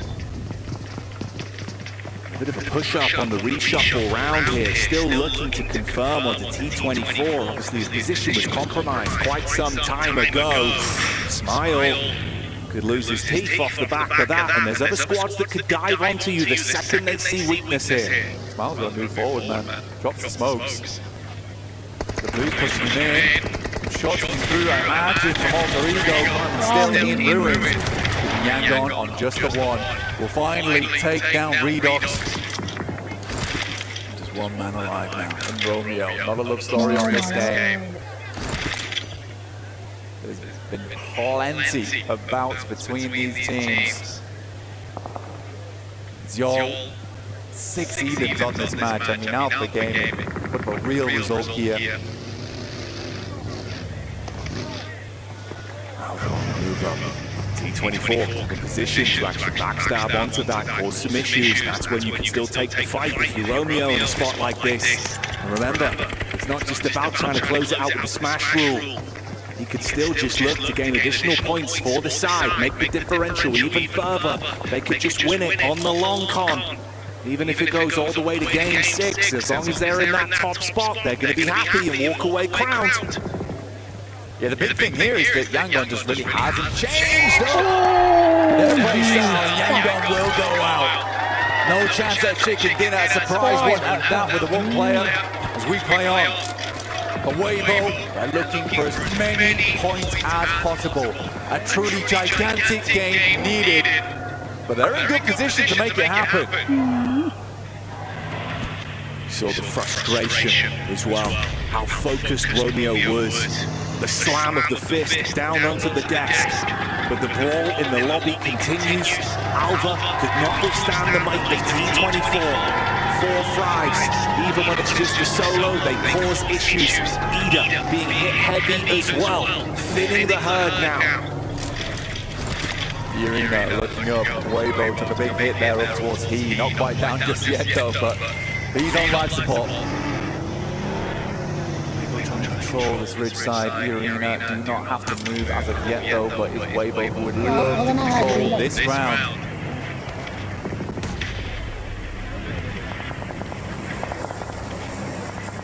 How good this team's looked. A late circle with them having good manpower, 4 of them still being alive. There's so much that could be done. You get the replay here of the takedown onto Romeo. It was a nice nade from Moana that blew him out of the runnings of ending it right here, right now. So the fight continues. On our very screens, it's Horror that are being pushed in by Thunder Talks. Quick peeks, more damage done. Jiggle out of commission, sleeping, hit from the side of the arena. Sky looking to handle it all on his lonesome now.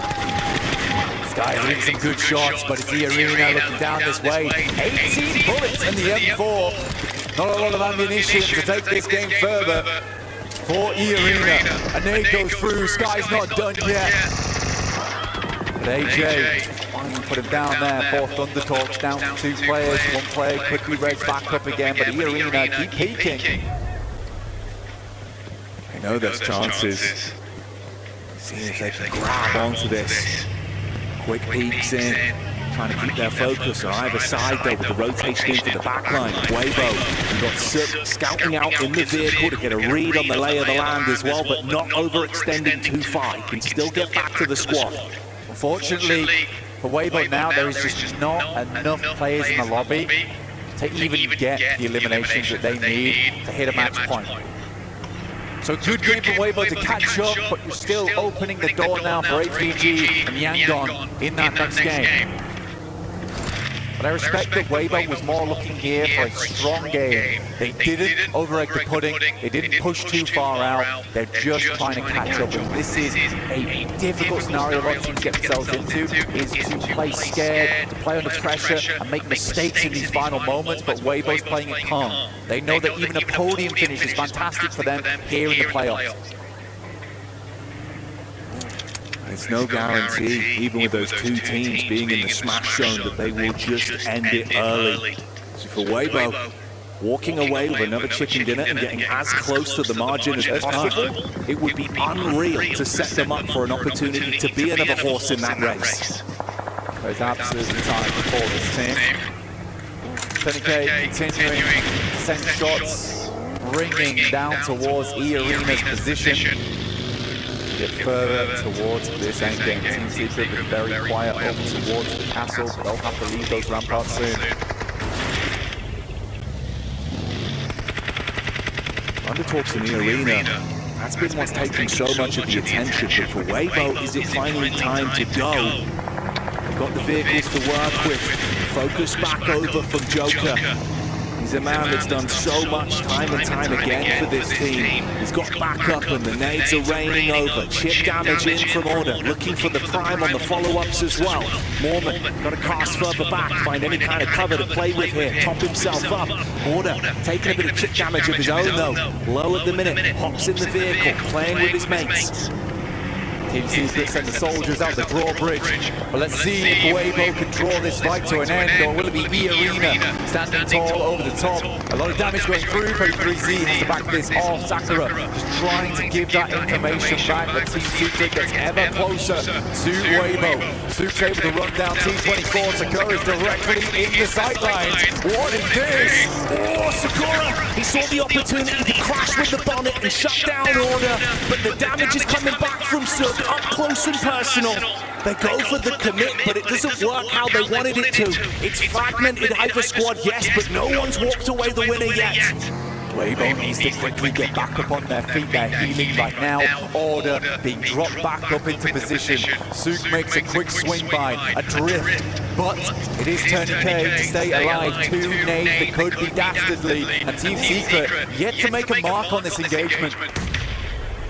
So closely grouped, the difference of that nade being on target could be incredibly influential for him. 1 left to play with. Starting to spread themselves out. Good decision making. Pulls out the primary, bullets down range. Connections are clean. But 33Z tries to zip back in from the side. The fight on 2 fronts, but now Team Secret has to take the fight over towards Thunder Talks, who have stormed the castle. And the siege looks good so far, but the problem is Secret clash back. The thunder is gone, and Weibo is here, trying to keep this intensity going whilst they know that Secret are weakened, and they are finding what they need. Inside the church, the bars on the window, a prison cell for Team Secret as more bullets rain through. Tony K, the final player now here for E-Arena, but Weibo looking to finish strong. Inches away from another chicken dinner, and Order looks to command respect, runs in with the DPS, fires out the shots, the paranoia kicking in, and E-Arena are going down as Weibo stands strong in the lobby and in the arena. This team is back for blood and proving that they've still got the fight in them. Weibo, once again, what a win from them. They are not giving up today. It has been a gigantic performance. catching up. These teams in the front better breathe heavy right now because they need to get a move on. The eruption from this team. The knock-on effect of the crowd going wild. The support is here in droves. The fans at home will be ecstatic with this result, but it is the first step. More to be done for them, Blank. They are close, but there are teams that are even closer. The intensity keeps on building. Do not go anywhere as the action reaches its climax.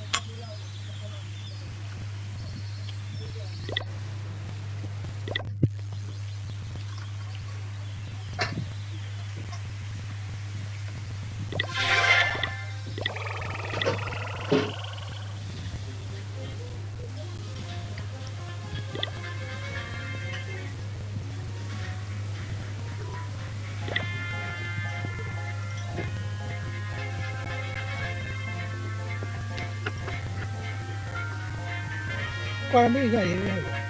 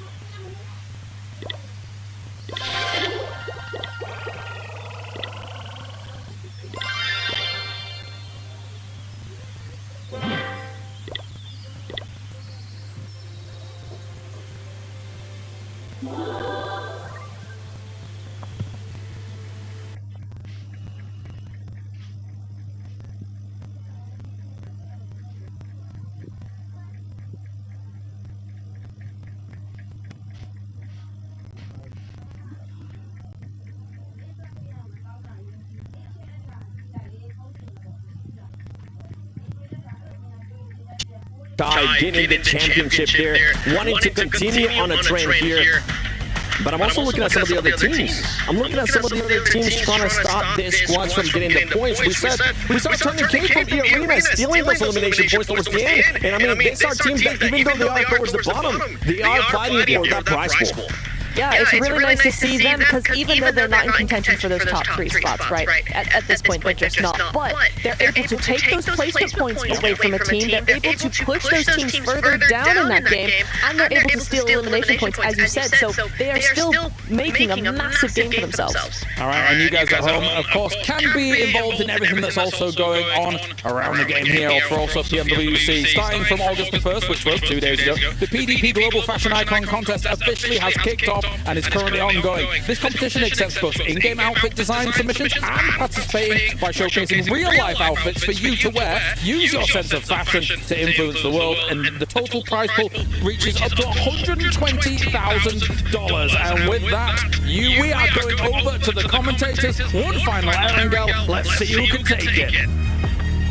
One final Erangel, one final chance potentially to play during PMWC 2025. 2 eligible teams currently on Smash Point. Of course, we're talking APG, who just makes it off the back of that game number 3, Erangel, and for the other top dog, Gangon Galacticus, who's been here now for a couple of maps, but they haven't been able to seal the deal. But now is their opportunity. If you want to stay up to date with everything that's happening on the map, go ahead and check us out on YouTube. Have that up so you can follow each and every route of our potential championship match. I'm Taylor Reflection, so we're joined by John. We'll be calling the action over the next 3. It's going to be a lot of fun. John, things are getting serious, and Weibo is looking to also be on Smash Point after this very match. I mean, you say we're covering the next 3. We just don't know how many we're covering. It could end at any moment, although we'll have to the end of the match. But Weibo, with a back-to-back, have made a monumental ascent up the tables to be in the contest. They are just on the doorstep right now of getting into that Smash zone to potentially take it away from Yangon Galacticos, who have been cruising at the top of the tables. You know, I said earlier on for one of my hot takes, and I'm going to keep saying good about this one, is that I felt like a Smash ruling was going to come through, but it wouldn't be from the point leader. It is not out of the question that that is occurring here. If we get to a match 5, if Weibo are able to get past that boundary, they could really take this one away and not be on top of those tables when it comes to those points, because it's all about that Smash. And an APG gonna let that happen, I don't know, we'll see. The thing about Yangon Galacticus is they've been getting blessed by zones. So they also have been playing very aggressively, which has been pretty much their undoing. And the question is, why aren't they parking the bus? Why don't they slow things down? Start playing in a methodical way that led them to this very moment. Now, points still matter. If we do go to game number 6, of course, if a team is on Smash Point, they win game 6, they then take the championship. But let's say a team outside of the running of Smash Point takes it, well, then it would default to the points winner. In this case, right now as it stands, it would be Yangon Galacticus. So points still matter, but if I'm Yangon Galacticus, if I'm APG, I'm going for it all. I'm trying to win this right here and now and shut everybody down, because the reality is, John, the longer these games go, there's more chances for other teams to be on Smash Point themselves, and potentially for them to steal the championship away, despite them not having the point lead. It is, of course, that outside chance, that title, and not to mention the cash that goes along with it. It's going to be looming overhead, a bit of a threat here. $500,000 for first place is up for grabs. You drop down to second place, you allow that to sneak, you just slash that number in half. Down to 250K, that is a big drop-off. You don't want to let that happen, and Yangon Galacticos, Alpha Gaming, both of them essentially neck and neck as we go into our final Erangel match. Match number 16, coming through from Sosnovka Military Base up towards Stalber on the northeast side. Let's get stuck in. Let's get it going. Predictions in chat, predictions in the arena. Who we supporting? Get loud, support your favorite team. They need your energy over the next 3 potential matches. For Weibo, 5 points away from reaching that Smash Point threshold.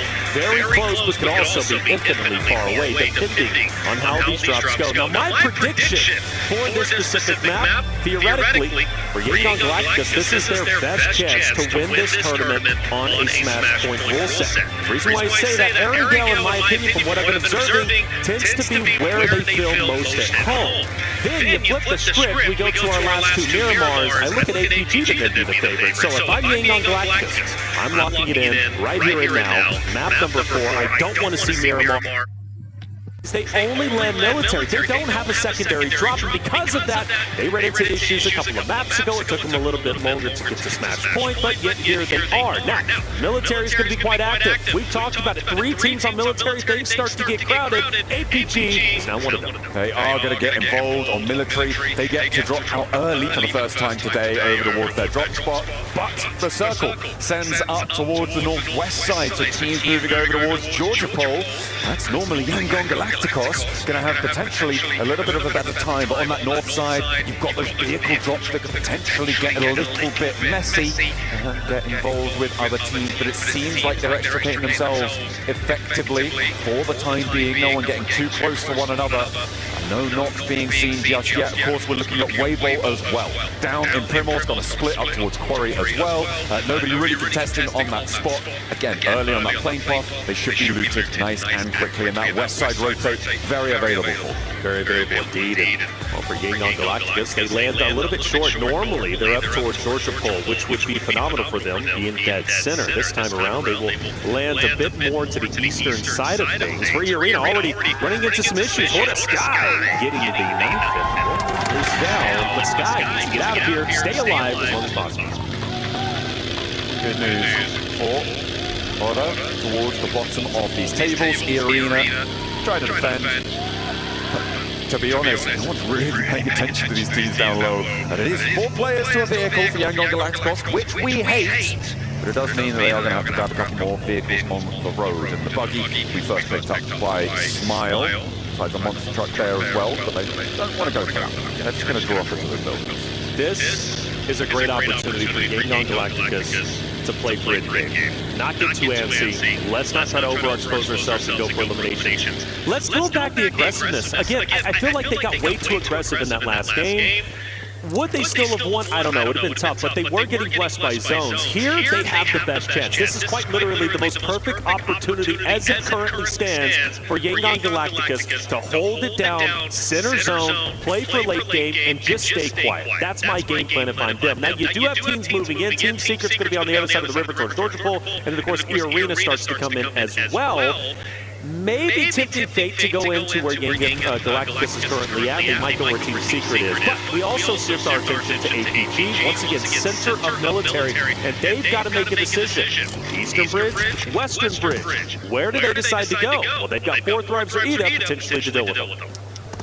Could be problematic as time goes on. Team Secret have a position now against Joker, who's actually taking the fight fairly effectively here. Went down very, very low fast, but Frankie wasn't quite able to connect those final rounds. And now Frankie is in danger with Tony K and Sakura on the bottom floor. They will need to call for reinforcement, and in they come. Team Secret rallying around their high ground player. Sakura on the windowsill, looking for the shot. Street fires the angle and actually catches Zeros on the crossing. Beautifully found. Now Tony K has a turn up the staircase. He's going to go ahead and camp up here, Frankie.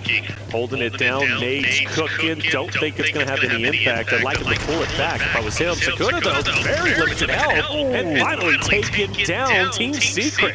Taking this fight in stride, and an opportunity to get their down player is here, and they will be successful. Tony K will fall. Arena starts to run on fumes. Joker last alive. And I just don't know if he's going to have what it takes to take down the 4-man unit of Team Secret. This is an important fight to have concluded early. With the circle as it sits, teams are going to start to move towards the northern shore. The Arena not being there opens the door for teams like Yangon Galacticus, like Power at the moment, to potentially try and sweep on through. It also leaves a little bit of an opening for Weibo on the west flank to maybe move over that long Georgia Pole Bridge.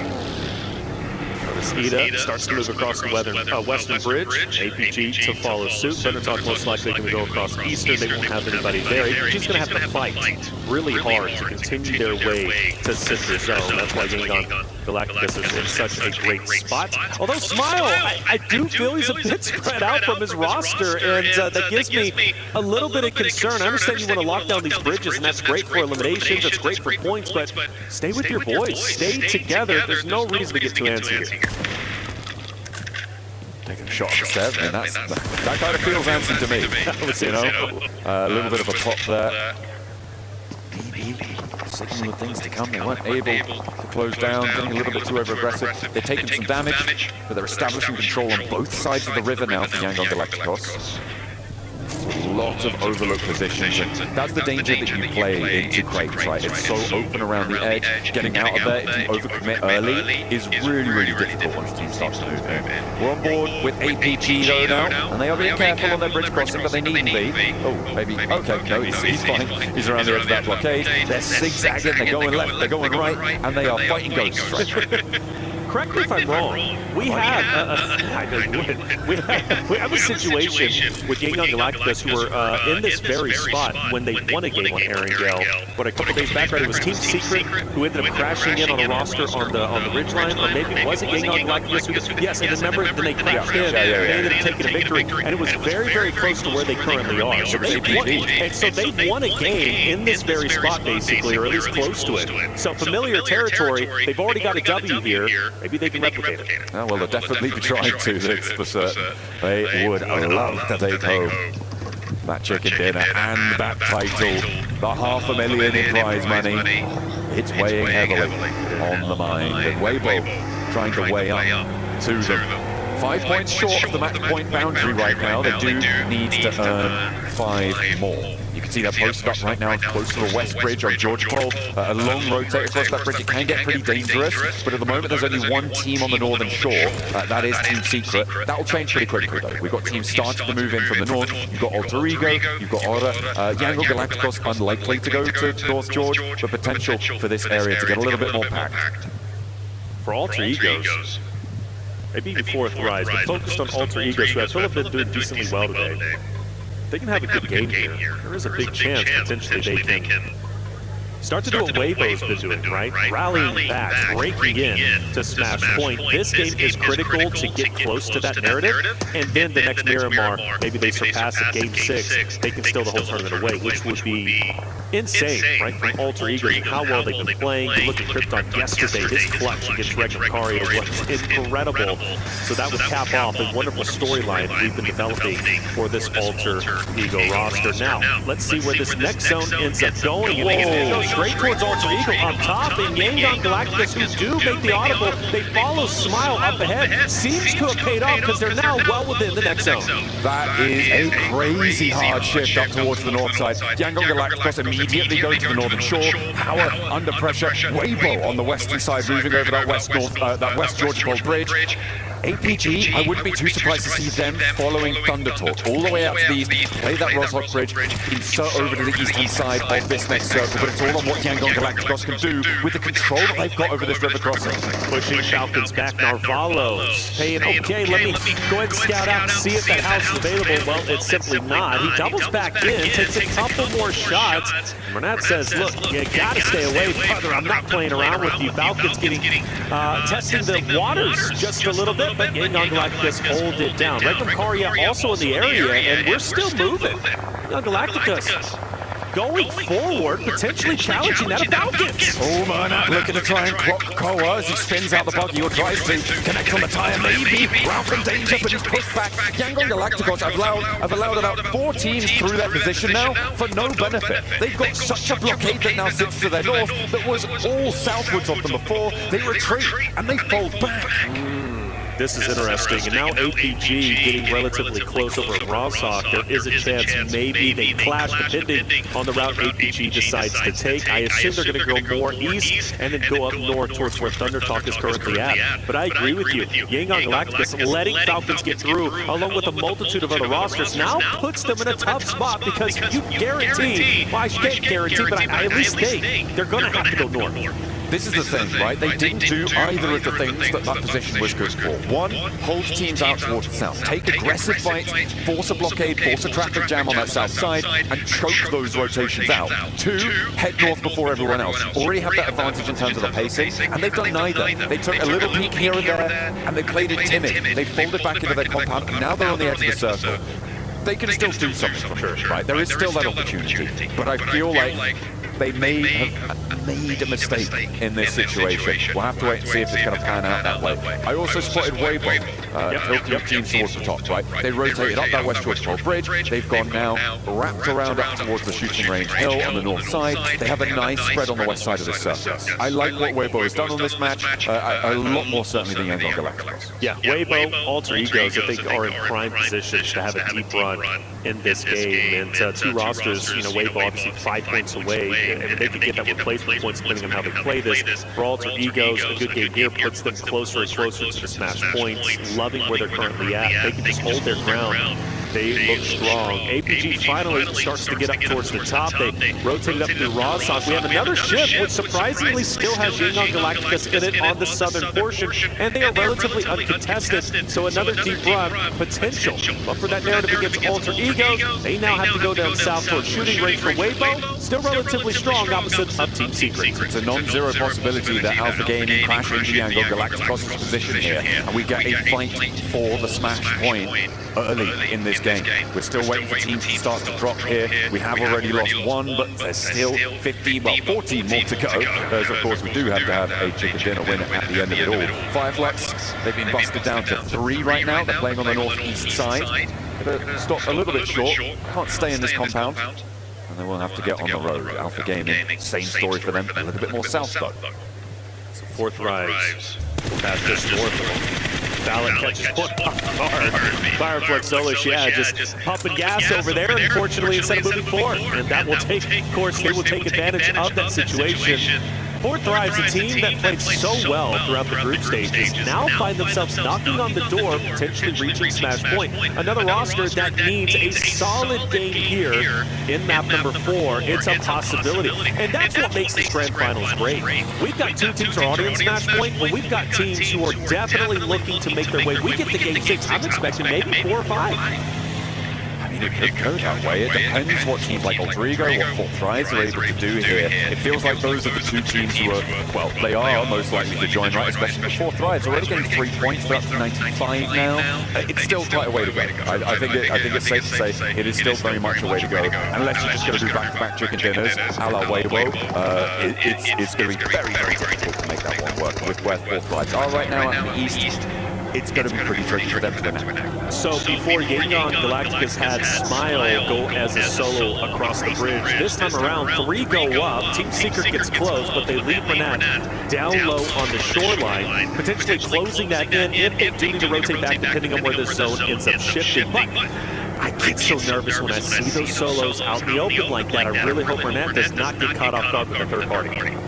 Moment though, we're on board with Alpha Gaming. They are circling around the south side of Falcons, who are crunched in the middle of a bit of a standoff here, that is sort of concluding towards their north, and I imagine the Falcons going to want to get stuck in. Alpha Gaming, they're rolling around these hills, they're not peeking, they're getting information, they can hold out here for a little bit longer. Yangon Galacticos in the meantime have got a player from Team Secret now playing to the ridge, to the west of their north point. See if they can do a little bit more from there. Fourth Ride still fighting on out, but they've lost IQ. Noki is down and exposed from the rest of these rosters. Alter Ego as well on the north side. Gotta make this rotate very, very quick. Got Fireflex in this area. Alter Egos, Noxian Red Force also moving in. If I'm T24, I'm trying to get Noki back up, take the hovercraft, and potentially disengage if you can, but they've got to go through multiple rosters, so it might not be a possibility. Phallic. Smoke's going to help a little bit. He'll get behind the car, and is Noki getting picked up? Well, is the snake going to connect? It gets close, and it will knock Noki once again. And that's going to leave one Fourth Thrive's member to still try and fight for his life. Actually none, as they're fully eliminated. That narrative, we said they needed a good game 4. Going to have to wait until the next game potentially. But we still have Yangon Galacticos, APG, 4-man units, and they are deep into this game so far. It's going to take at least 2 matches for Fourth Rise to get up into the Smash Point boundary, which means match 6, their only hope to maybe sneak in and get a chicken dinner there. But again, it's on back-to-back chicken dinners at this point. eyes on the top three right now. Rosters on the table. The circle went up northwest. That's going to help Weibo, potentially Yangon as well, bolstering their position on the northwest side. So we'll see if they're able to find it. With Alter Ego stuck in this scrap on the northeast side, I don't think they're getting out of this one unscathed, especially with Alba already down. Fireflux are right next to them. Falcons are to the south of that. Thundertalk and APG beyond them on the horizon there. I don't think Alter Ego are going to be able to push through this one in a healthy way to take that chicken dinner on this match that they would so desperately need to get up to that boundary. Well, one thing we know about Alter Egos is they know how to fight. They know how to get scrappy, and that was represented in Game 6 on Miramar just yesterday. With all four still up, well, maybe one down at least currently. I think Alter Egos might have a chance, but you're right.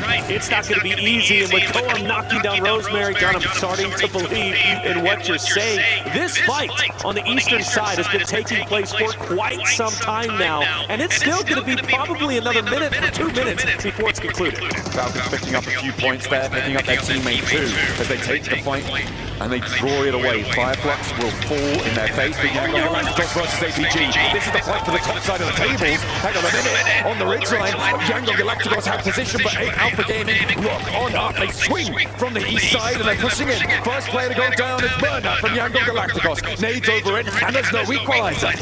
Smile starts to back away, reposition. Top's going to try and get his teammate back up into the play. Smile, though, he's not going to relinquish that pressure. He's going to continue to push up. Doc does have a great angle if Smile overexposed himself. This is a critical fight. You have two Smash Point teams facing off against each other, and arguably, you can say whoever wins this, and especially if they win it in dominated fashion, most likely could, in fact, win this game and win the tournament. Doc gets clocked from the sidelines there, and it's Regnum Kaya to try and take down the SLR.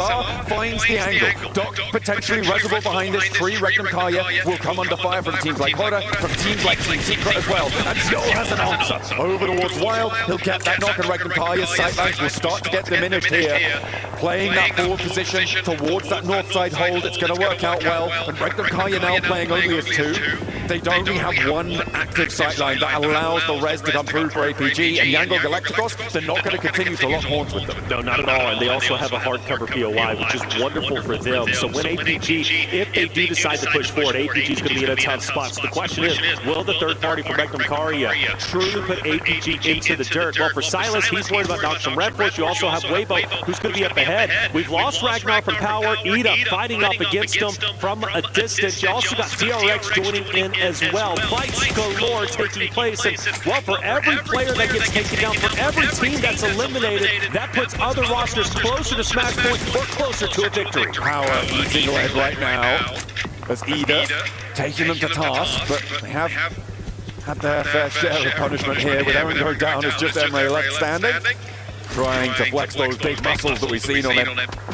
The size of that lad, indomitable, but right now cowering behind this ridgeline with a blue zone at his back. DRX, Haji from Power. DRX holding it down, not wanting to overcommit in this moment. By the way, the Alter Egos Hora fight still underway. That eastern side has yet to slow down. Nice shot from Newton up ahead. That's on Smile. That is a critical down. And for YG, they have to make a big decision. Leave their hard cover and go get the pickup. They're going to commit for it. The difficulty here is the Yangon Galacticos have to leave their hard cover. Al-Haji giving a good attempt at holding against DRX, but you've got to imagine his number is up. Will go down as they cut through him. DRX managed that one cleanly. Ida going down as well. At least 9 teams remaining. Placement points coming in soon, which remember is important for Weibo. They need 5 points this match to find that one.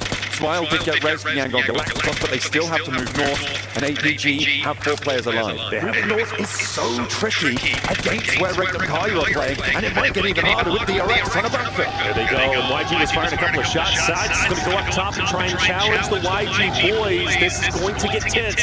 Smile back on his feet. Nate cooking. It's thrown. Hyunbin manages to dodge another one thrown on Soas, but he dodges it as well. DRX continues to progress. Smile, he is dropped off for the second time in just a short amount of time. APG grinning ear to ear right now. The main threat from the south side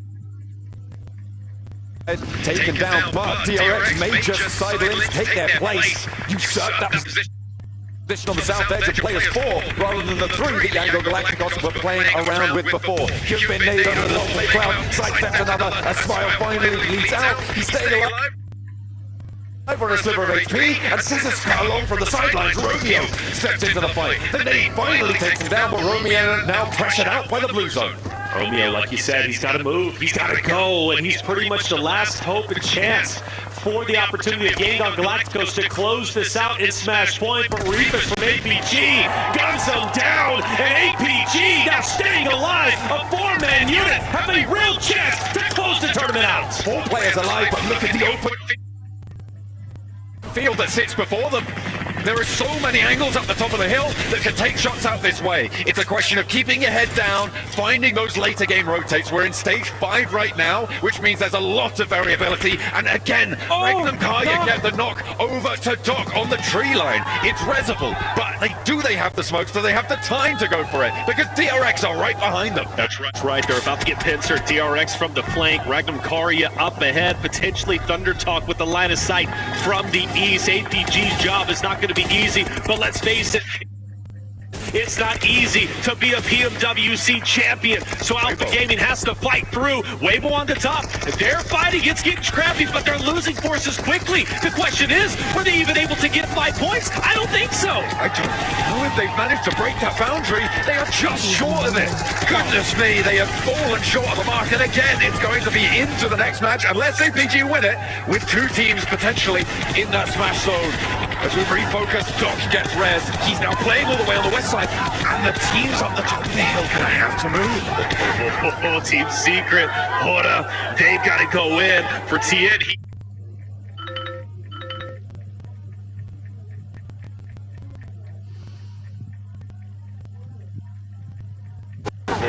Team Secret, Hora, they've got to go in for Tien. He's gone. Thunder Talk's forces are now down to 2. That alleviates a little bit of pressure off of APG, but maybe even focuses more from Regnum Karya up ahead, because now they don't have to worry. APG committed onto the res onto Doc. DRX, it's go time. This is the time for Regnum Karya to up the pressure, to up the ante onto APG. This is a beautiful opportunity to take them out and continue this tournament. When DRX starts to push up, you have a real opportunity. A nice shot. Hyunbin will drop 1. That's going to be Reefus. Fully finished off, but Doc fights back. Doc gets a knock onto 1. He needs to give something back to his team here. He's been picked up plenty. Now he needs to pick up the slack where his backline is starting to fall. They're playing as 3, and DRX have 3 players bearing down upon them, and he's down again. It's now all up to 2 players for APG to maybe take this one home. They'll get points, but I don't think they're getting the chicken dinner here. With Top falling, it's only Xiao left. Xiao, the last hope and chance. Will the tournament end now? Will the solo make a heroic run? Well, he's surrounded. DRX, Team Secret now starting to crash in where DRX was just fighting against APG. Regnum Karya now forced to watch their back against Hora. Sleepy falls. Regnum Karya controlling center zone. The last one from Hora, last alive, is going to be No Fear. Down to a solo. Regnum Karya starts to push onto him. Thunder Talk with 2. Zeus moving in. Jaiki up ahead. Wild taking a lot of damage. Meanwhile, Zyle still stands. Only just, though. It seems like he is not long for this one. As soon as Team Secret start to extend control, or DRX on the flip side, he's gonna go down here. Regnum Karya can't quite peek onto him right now because of Team Secret, who are still moving, still trying to settle into their next position. Silas wants the angles, he wants these shots, but he can't quite find them just yet. Wild is down, and the last player from Order is right behind them. No Fear, nade over the top. That's Yol going out, and APG laps on the south side, meaning we're going into Miramar. Yes, we are, which is good news for APG, a great Miramar team. More on that in just a bit. For other rosters like DRX, Regnum Karya, a chance to elevate themselves up the standing, a chance to potentially make Smash Point, I would say, by game number 6. Their job not done just yet. I mentioned Hora earlier with No Fear last alive. They've been fighting off against Regnum Karya, who now start to push up. And the question is now for Team Secret, can they take DRX breaks out? The answer is undeniably yes, as only one more player remains, and now none. We're down to our top three. Team Secret losing their fourth position with Regnum Kaya trying to hold this high ground. They have a lot of pressure onto the south side. They've had it for a long time. They've been taking shots at that hillside for the last 7 minutes, and they have been finding points, but, well, actually they've been finding knocks, but not that many points to convert. They've been snuck away from the other teams playing on that hillside. But now, 3 players alive for Regnum Kaya. They need to move south and potentially down the hill. Thundertalk with 2 playing on the east side of this circle. They've got a couple of sporadic pieces of cover that sit before them.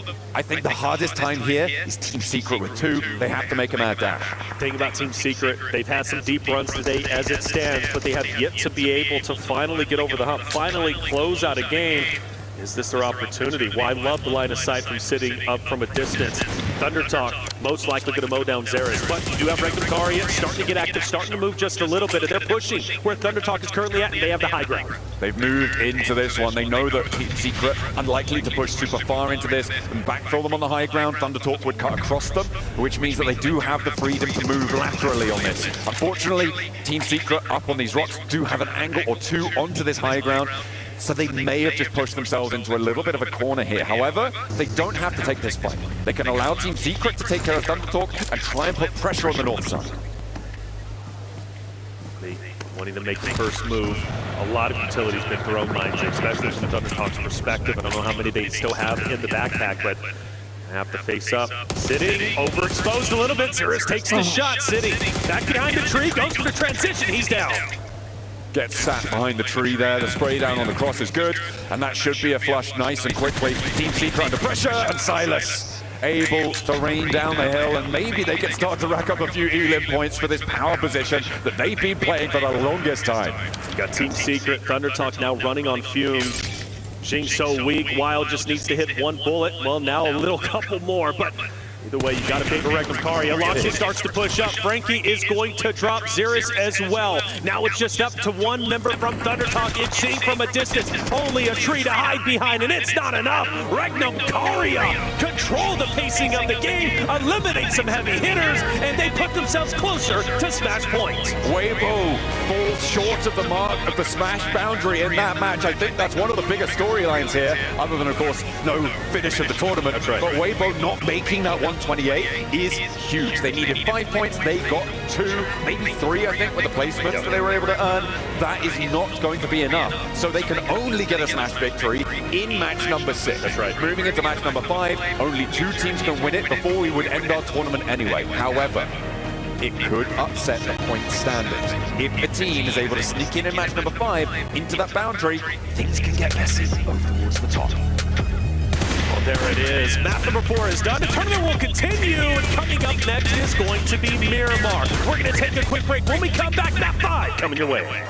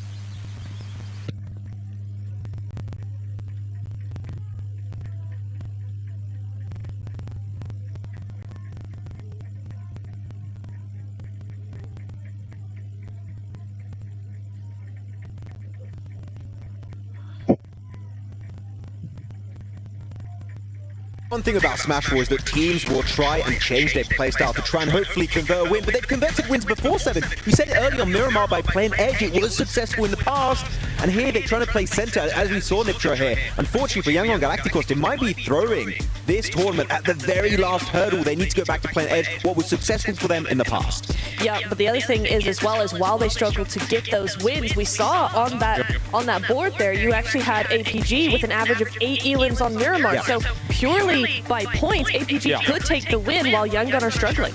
Right, well, we have everybody's second favorite segment. It's Seven winning with 7. No, not you. That's right. That's right. There's one thing that's been really pissing me off today, and that is none other than just Doc being so far away from his squad and just causing his team to just make mistakes, especially in this scenario. I love the way that APG was winning. I love the positioning that they were able to get, but every single time that Doc kept getting knocked, it kept forcing Top to go pick him up, Reflex to go pick him up, and that was ultimately what broke the camel's back. As soon as Top decided to back up and go pick up Doc, guess what? The next team was moving up, and he gave the disadvantage to them. If they would have just been able to manage themselves, stay more compact, like they have done in the past 2 days, I think we would have had a new champion by now. Maybe it is tough stuff here. Let's take a look at those overalls and see what's going on so far, because we still have only 2 teams in the Smash Zone. Weibo was just 2 points away, Max, from joining. Oh, if they win their fight versus Horror Esports, they'd be in the Smash Zone. They could try and convert the win now, despite being so far behind at the start of the day. Weibo, I think they're going to look back on this game and just that is the worst possible time for them to possibly miss out on the Smash Zone. But Alpha Gaming, Young on Galactical still going up there. Only a 10-point difference, so even if we don't end on a Smash, any of those 2 top teams could be the ones to take the trophy. The other thing as well is you've got a lot of other teams actually catching up to them now. Regnan with 100, Alter Ego with 96, DRX with 96, Fourth Rise with 95. I mean, all of a sudden, not only are they no longer, or they are close to that Smash point, they don't get it, but they've now got 4 other teams nipping at their heels. Imagine if someone like Regnan Carrier then suddenly joins the Smash Zone as well. I would lose my mind, which would be kind of crazy stuff. But of course, you guys at home can get involved in everything that's going on as well, because the Airdrop Carnival, you've only got 1 day left, I believe, on it overall. You can go log in, summon a surprise airdrop, collect 225 airdrop vouchers for your chance to win official merch, smartphone, BD partner rewards, permanent in-game items, and more. Every participant is guaranteed to win. So make sure you get all that going on here, as we are now ready for our half-time as a whole, because we're heading over to Barney and Veracity, who are on the stage before our next game. Kadia Esports Arena, are we ready for some more PUBG Mobile?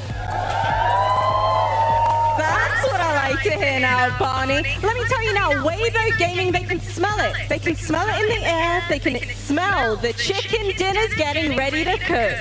Yes, they can, but they're only a few points off that threshold of getting into Smash points, so unfortunately it won't happen in this game. But we still have 2 teams currently in the Smash Zone, so it could all end right here, right now, Veracity. I'll tell you what I've been loving, though. The Weibo Gaming fans are here in full force. They've been showing their support. And just before we went live, I saw Regnan Carrier giving us a little bit of energy as well. I'm loving this. I'm loving the energy. They did indeed. All right, we'll test it a little bit. Weibo Gaming, how you feeling? No. I think you guys can do better than that. Weibo Gaming, are you here?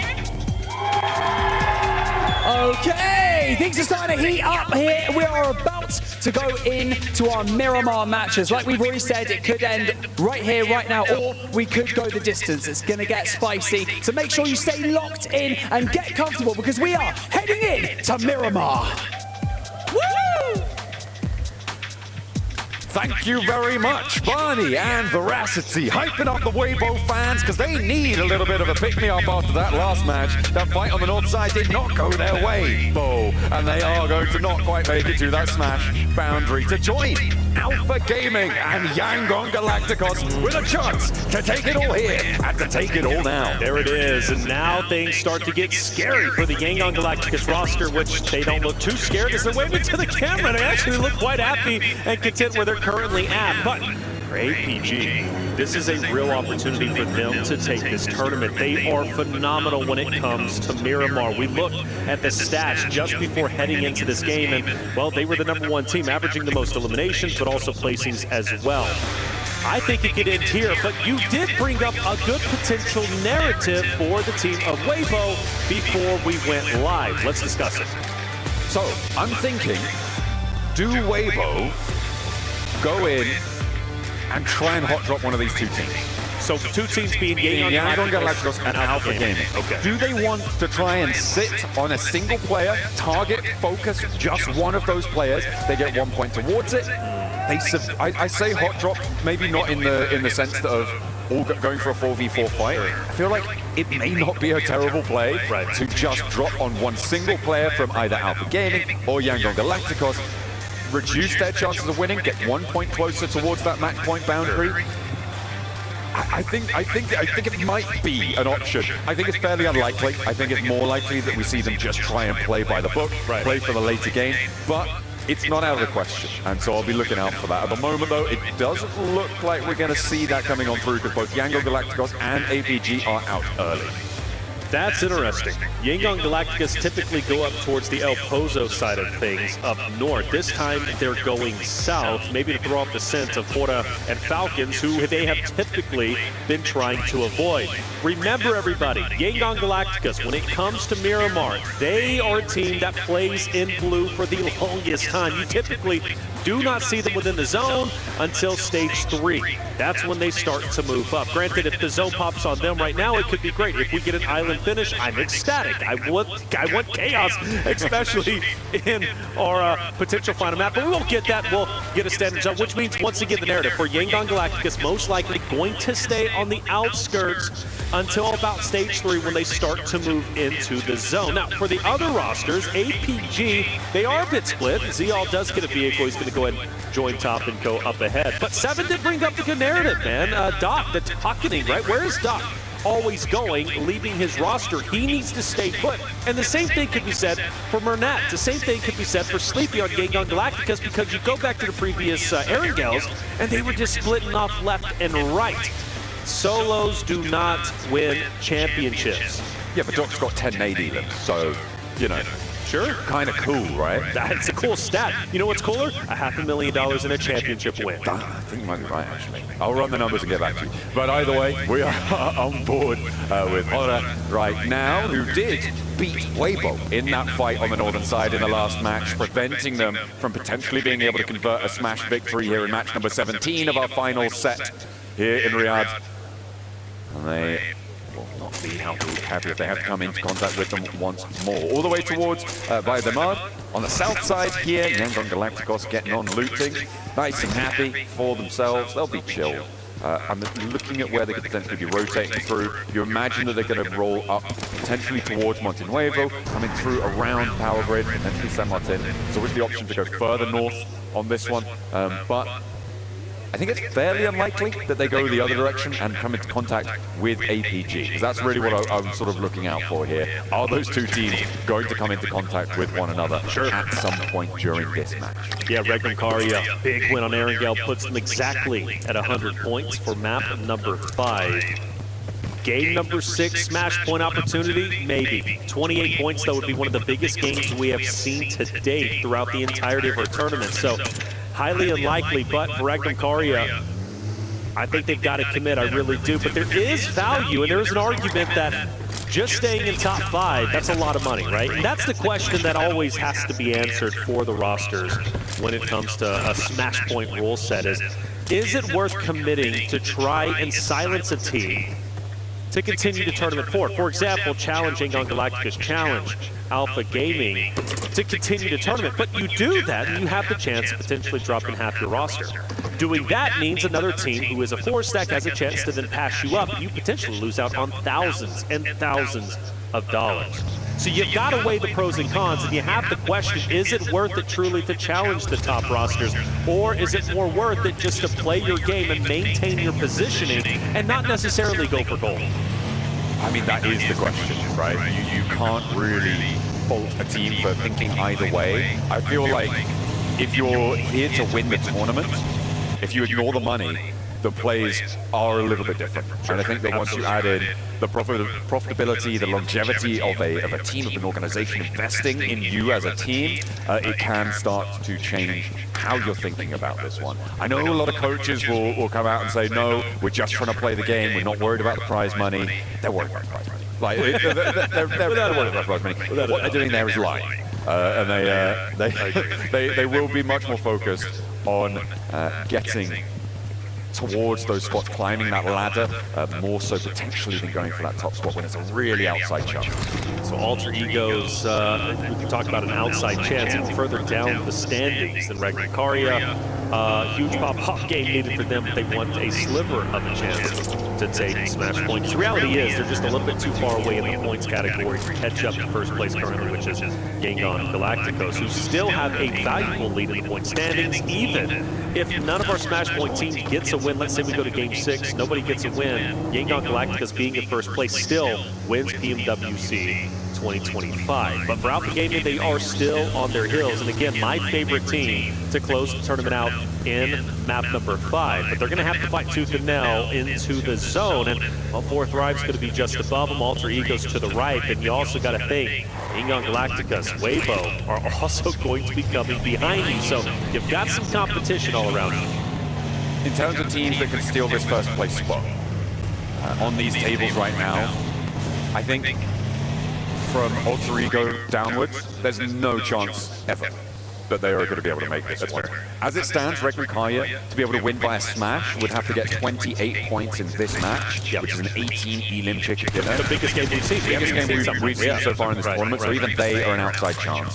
So it is really a three-part story in this final set of matches. This final goes at the desert, and we are only 2 out ahead by a leg. Again, they already rotated in. They're a little bit behind Fourth Thrives, a little bit behind Ragnacaria with Alter Ego parallel to them. DRX moving up past Impala. Teams who actually do a lot of damage to APG and to Yangon Galacticos in that last game to deny a smash victory in the final Erangel of the day. DRX traveling across the coastline. They stay on the outskirts of the zone. That's going to be great for them because they can go all the way towards Trucks Up if they decide to go north.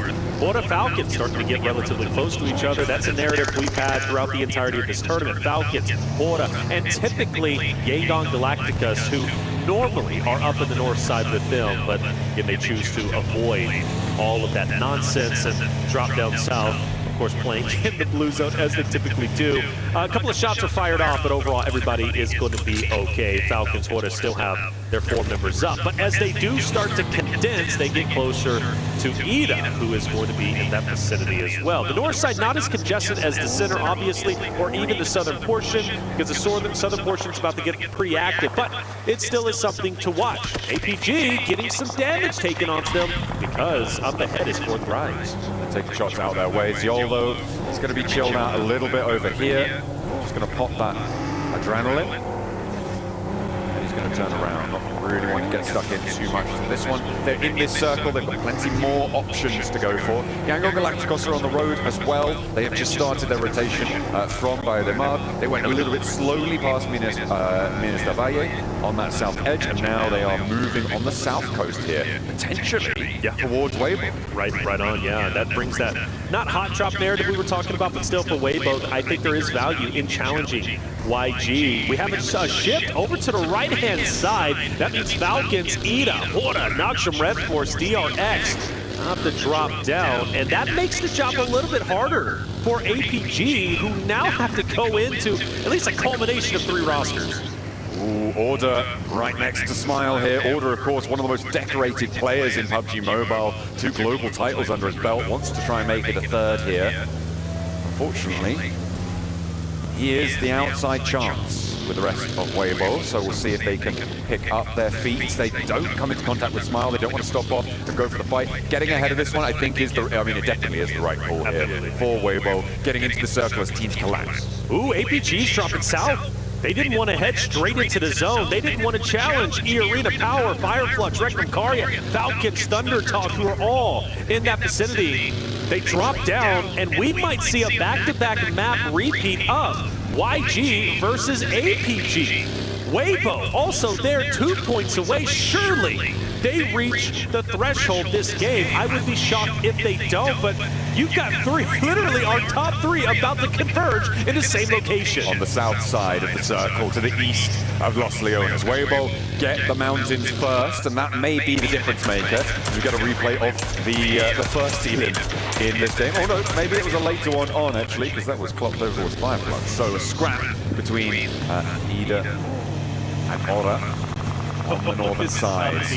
Weibo continues, so they don't stop off at the cliffs to try and hold the teams behind them. Well, I don't know. He starts to back up. I think they are going to decide to park the bus and potentially gatekeep Yangon Galactica. So APG not far behind. They go a little bit deeper in towards Alter Ego's power fighting for center control. They've got Fireflux, Falcons, and Regnum Karya all around them. But for power, they have a great spot where they currently are at. Even if they do get dropped down, I don't expect anybody to crash in on them.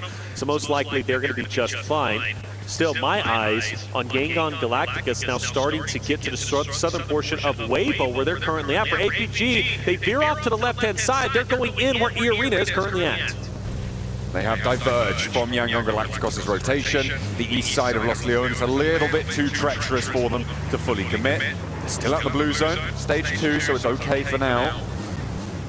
Yangon Galacticos, they are behind Weibo still, who've committed down to a compound that's surrounded by hillsides.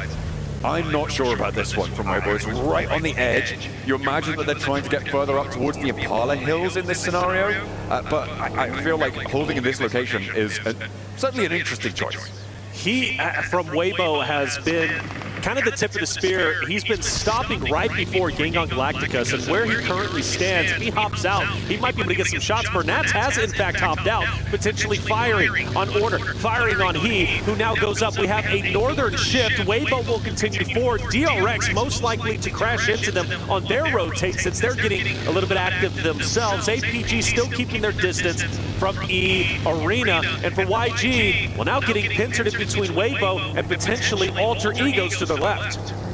Weibo leading the charge, Yangon right behind them, Murnat hopping out, trying to take those shots. E Arena losing another there on the southwest side. Now the rest of them close up. Fairly central, well, comparatively to a lot of teams here, fairly central on this circle. Weibo get a longhouse on the south side of it, and the Falcons actually have a lot of control over the road that splits the center of this circle. Oh yeah, they can play spoiler without question.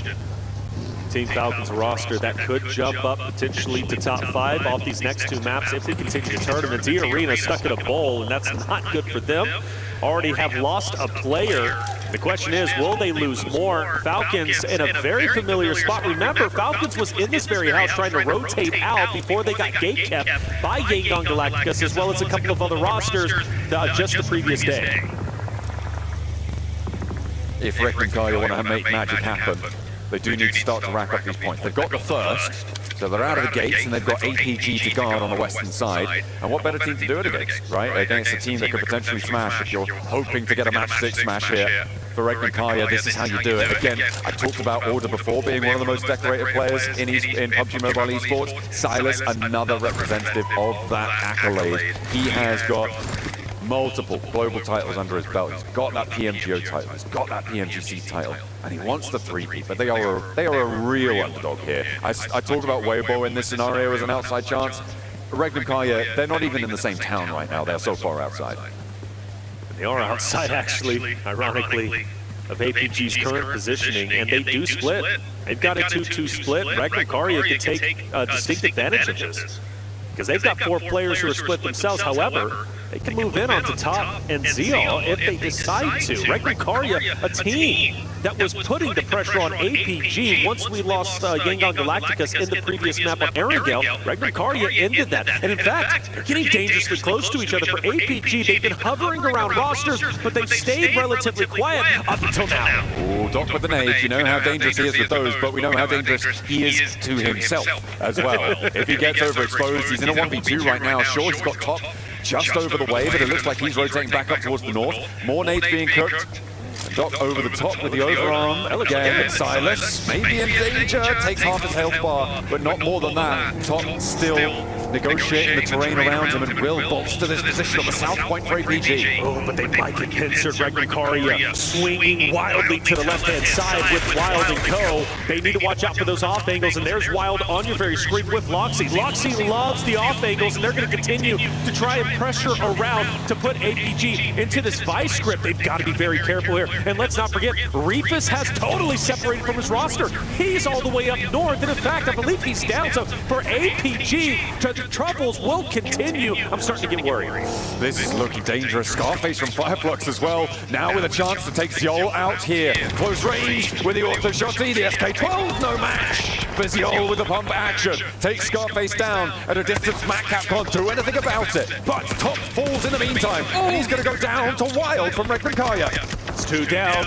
See, you gotta stay up here. Regnum Karia once again looking to silence the team of APG in back-to-back games. They're so close to doing it, and Toshbik is pushing up. Doc by himself, forced to hold his ground, retreats to the hard cover. That's all he can do.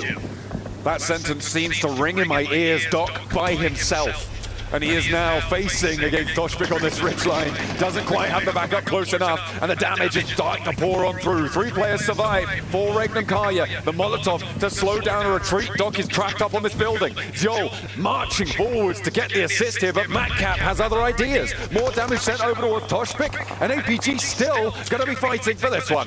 C.A.I thinks in trouble though. Madcap cooking the nade. Go ahead and throw it. Pull out your weapon and take the shot. He's right in front of you, right for the picking, but as he does pull the weapon out, C.A.I backs him up with the damage. He has no choice but to continue to push up. Doc has finally joined into the mix. They've left the hard cover because of the blue zone. Regnum Karia, I don't think know where Alpha Gaming has gone as of yet, but again, the story on Madcap up ahead for Fireflux.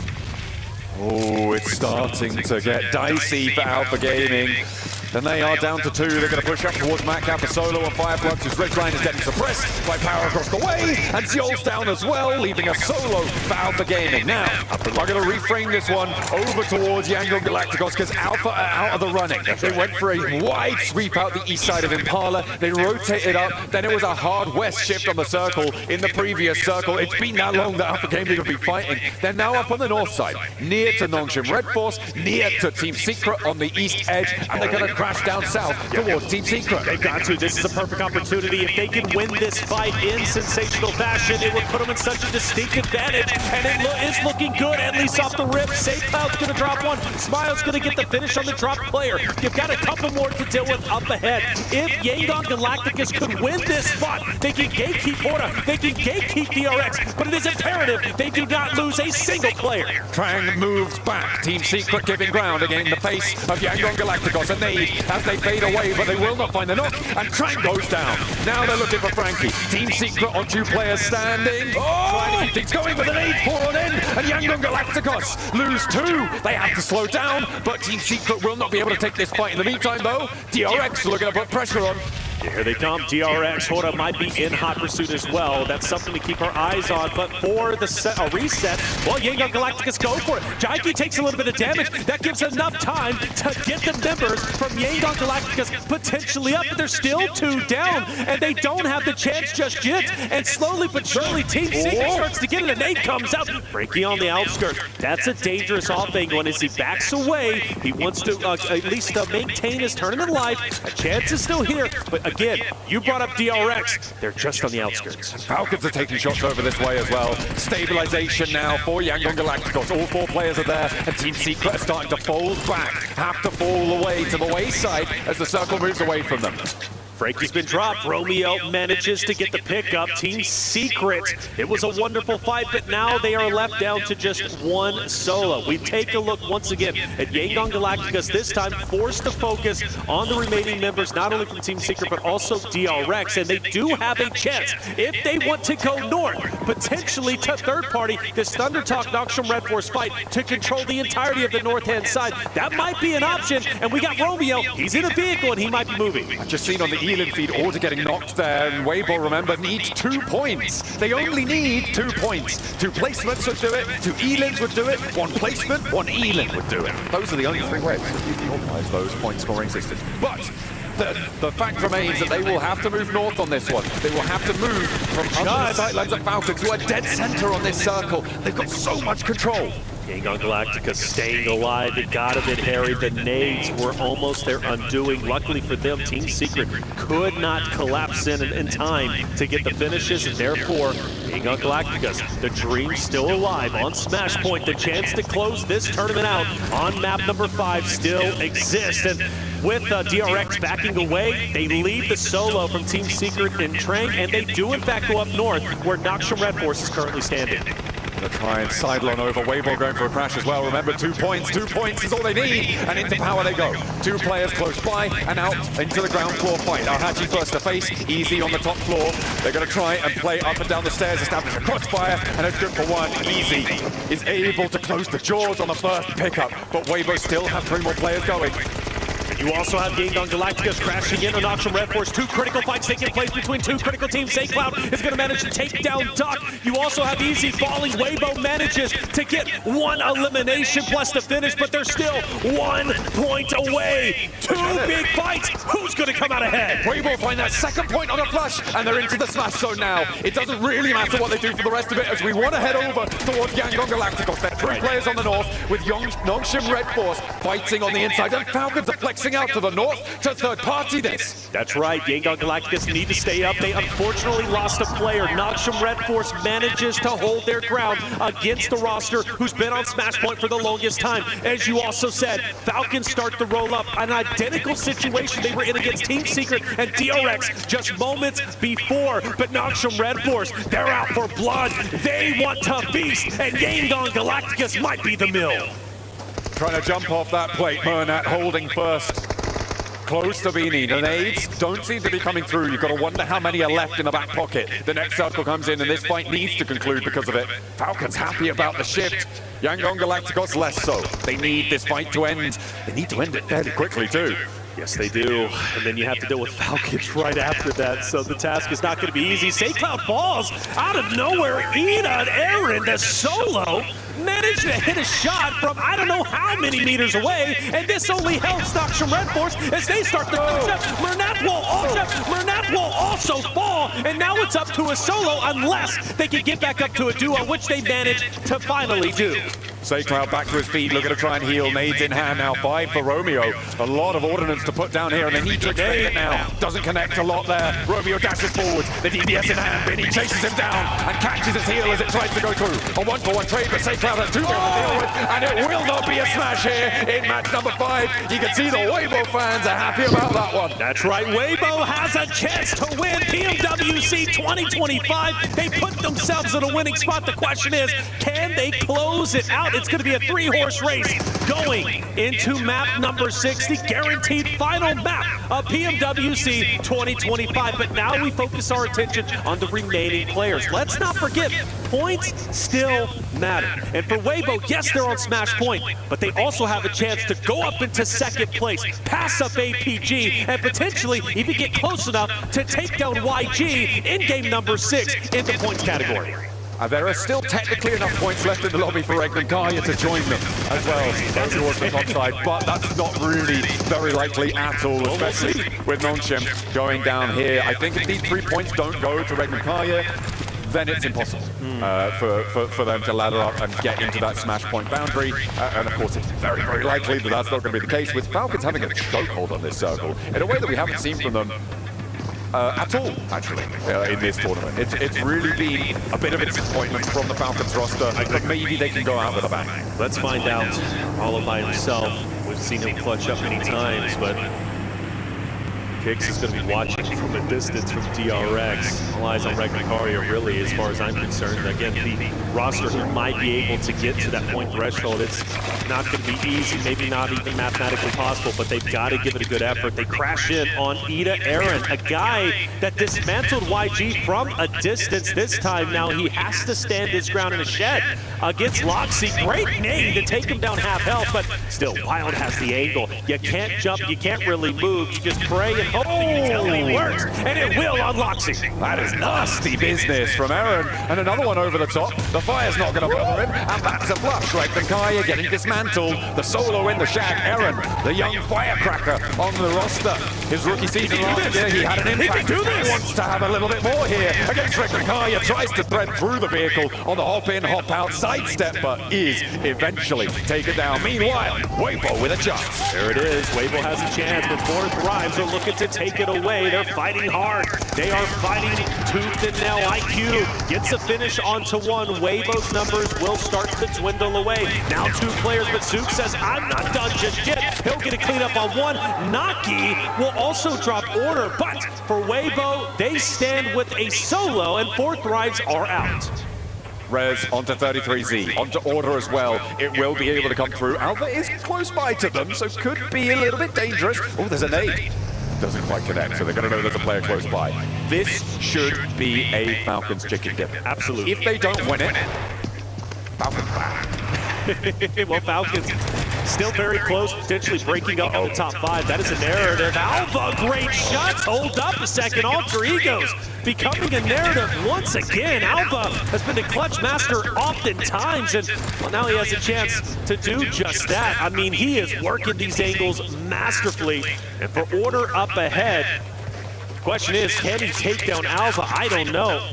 It's going to be, of course, solo versus solo. Winner stays alive, a chance to get more placement points, and Alpha is moving, but not for long. Orta gets it, a couple of shots in celebration. Weibo, no, they are going into Game 6 with the chance. They've got 7 Elins, 4th place. They may have actually overtaken Alpha Gaming, depending on how many placement points they're able to earn here. So 2nd place is up for grabs, a nice little pay bump for them if they can find it. Of course, coming up into 2nd place from 3rd place goes from 150 grand to $250,000. That is 100,000. Yeah, and from what I'm hearing, 1 Elim will tie Alpha Gaming. Just one. If they can get it, my oh my, is it going to be on the regular Karia member, or maybe even on kicks up ahead from order? He's got options, but he's got to pick and choose properly for regular Karia if he chooses to go into Toshpik. Well, Wild might be able to help. Actually, no, I take that back. Wild is fully focused on Falcons up ahead, so Toshpik is going to be the one to potentially ruin the chances from Weibo to catch up to APG. For my money, the smartest play Order can make is staying quiet here. Not getting engaged. DRX are, I believe, just about in this circle. I think in his shack. I thought he might have been outside of the circle here on the south side, but he's going to be right up and against it. Falcons know where he is. Order should know where he is.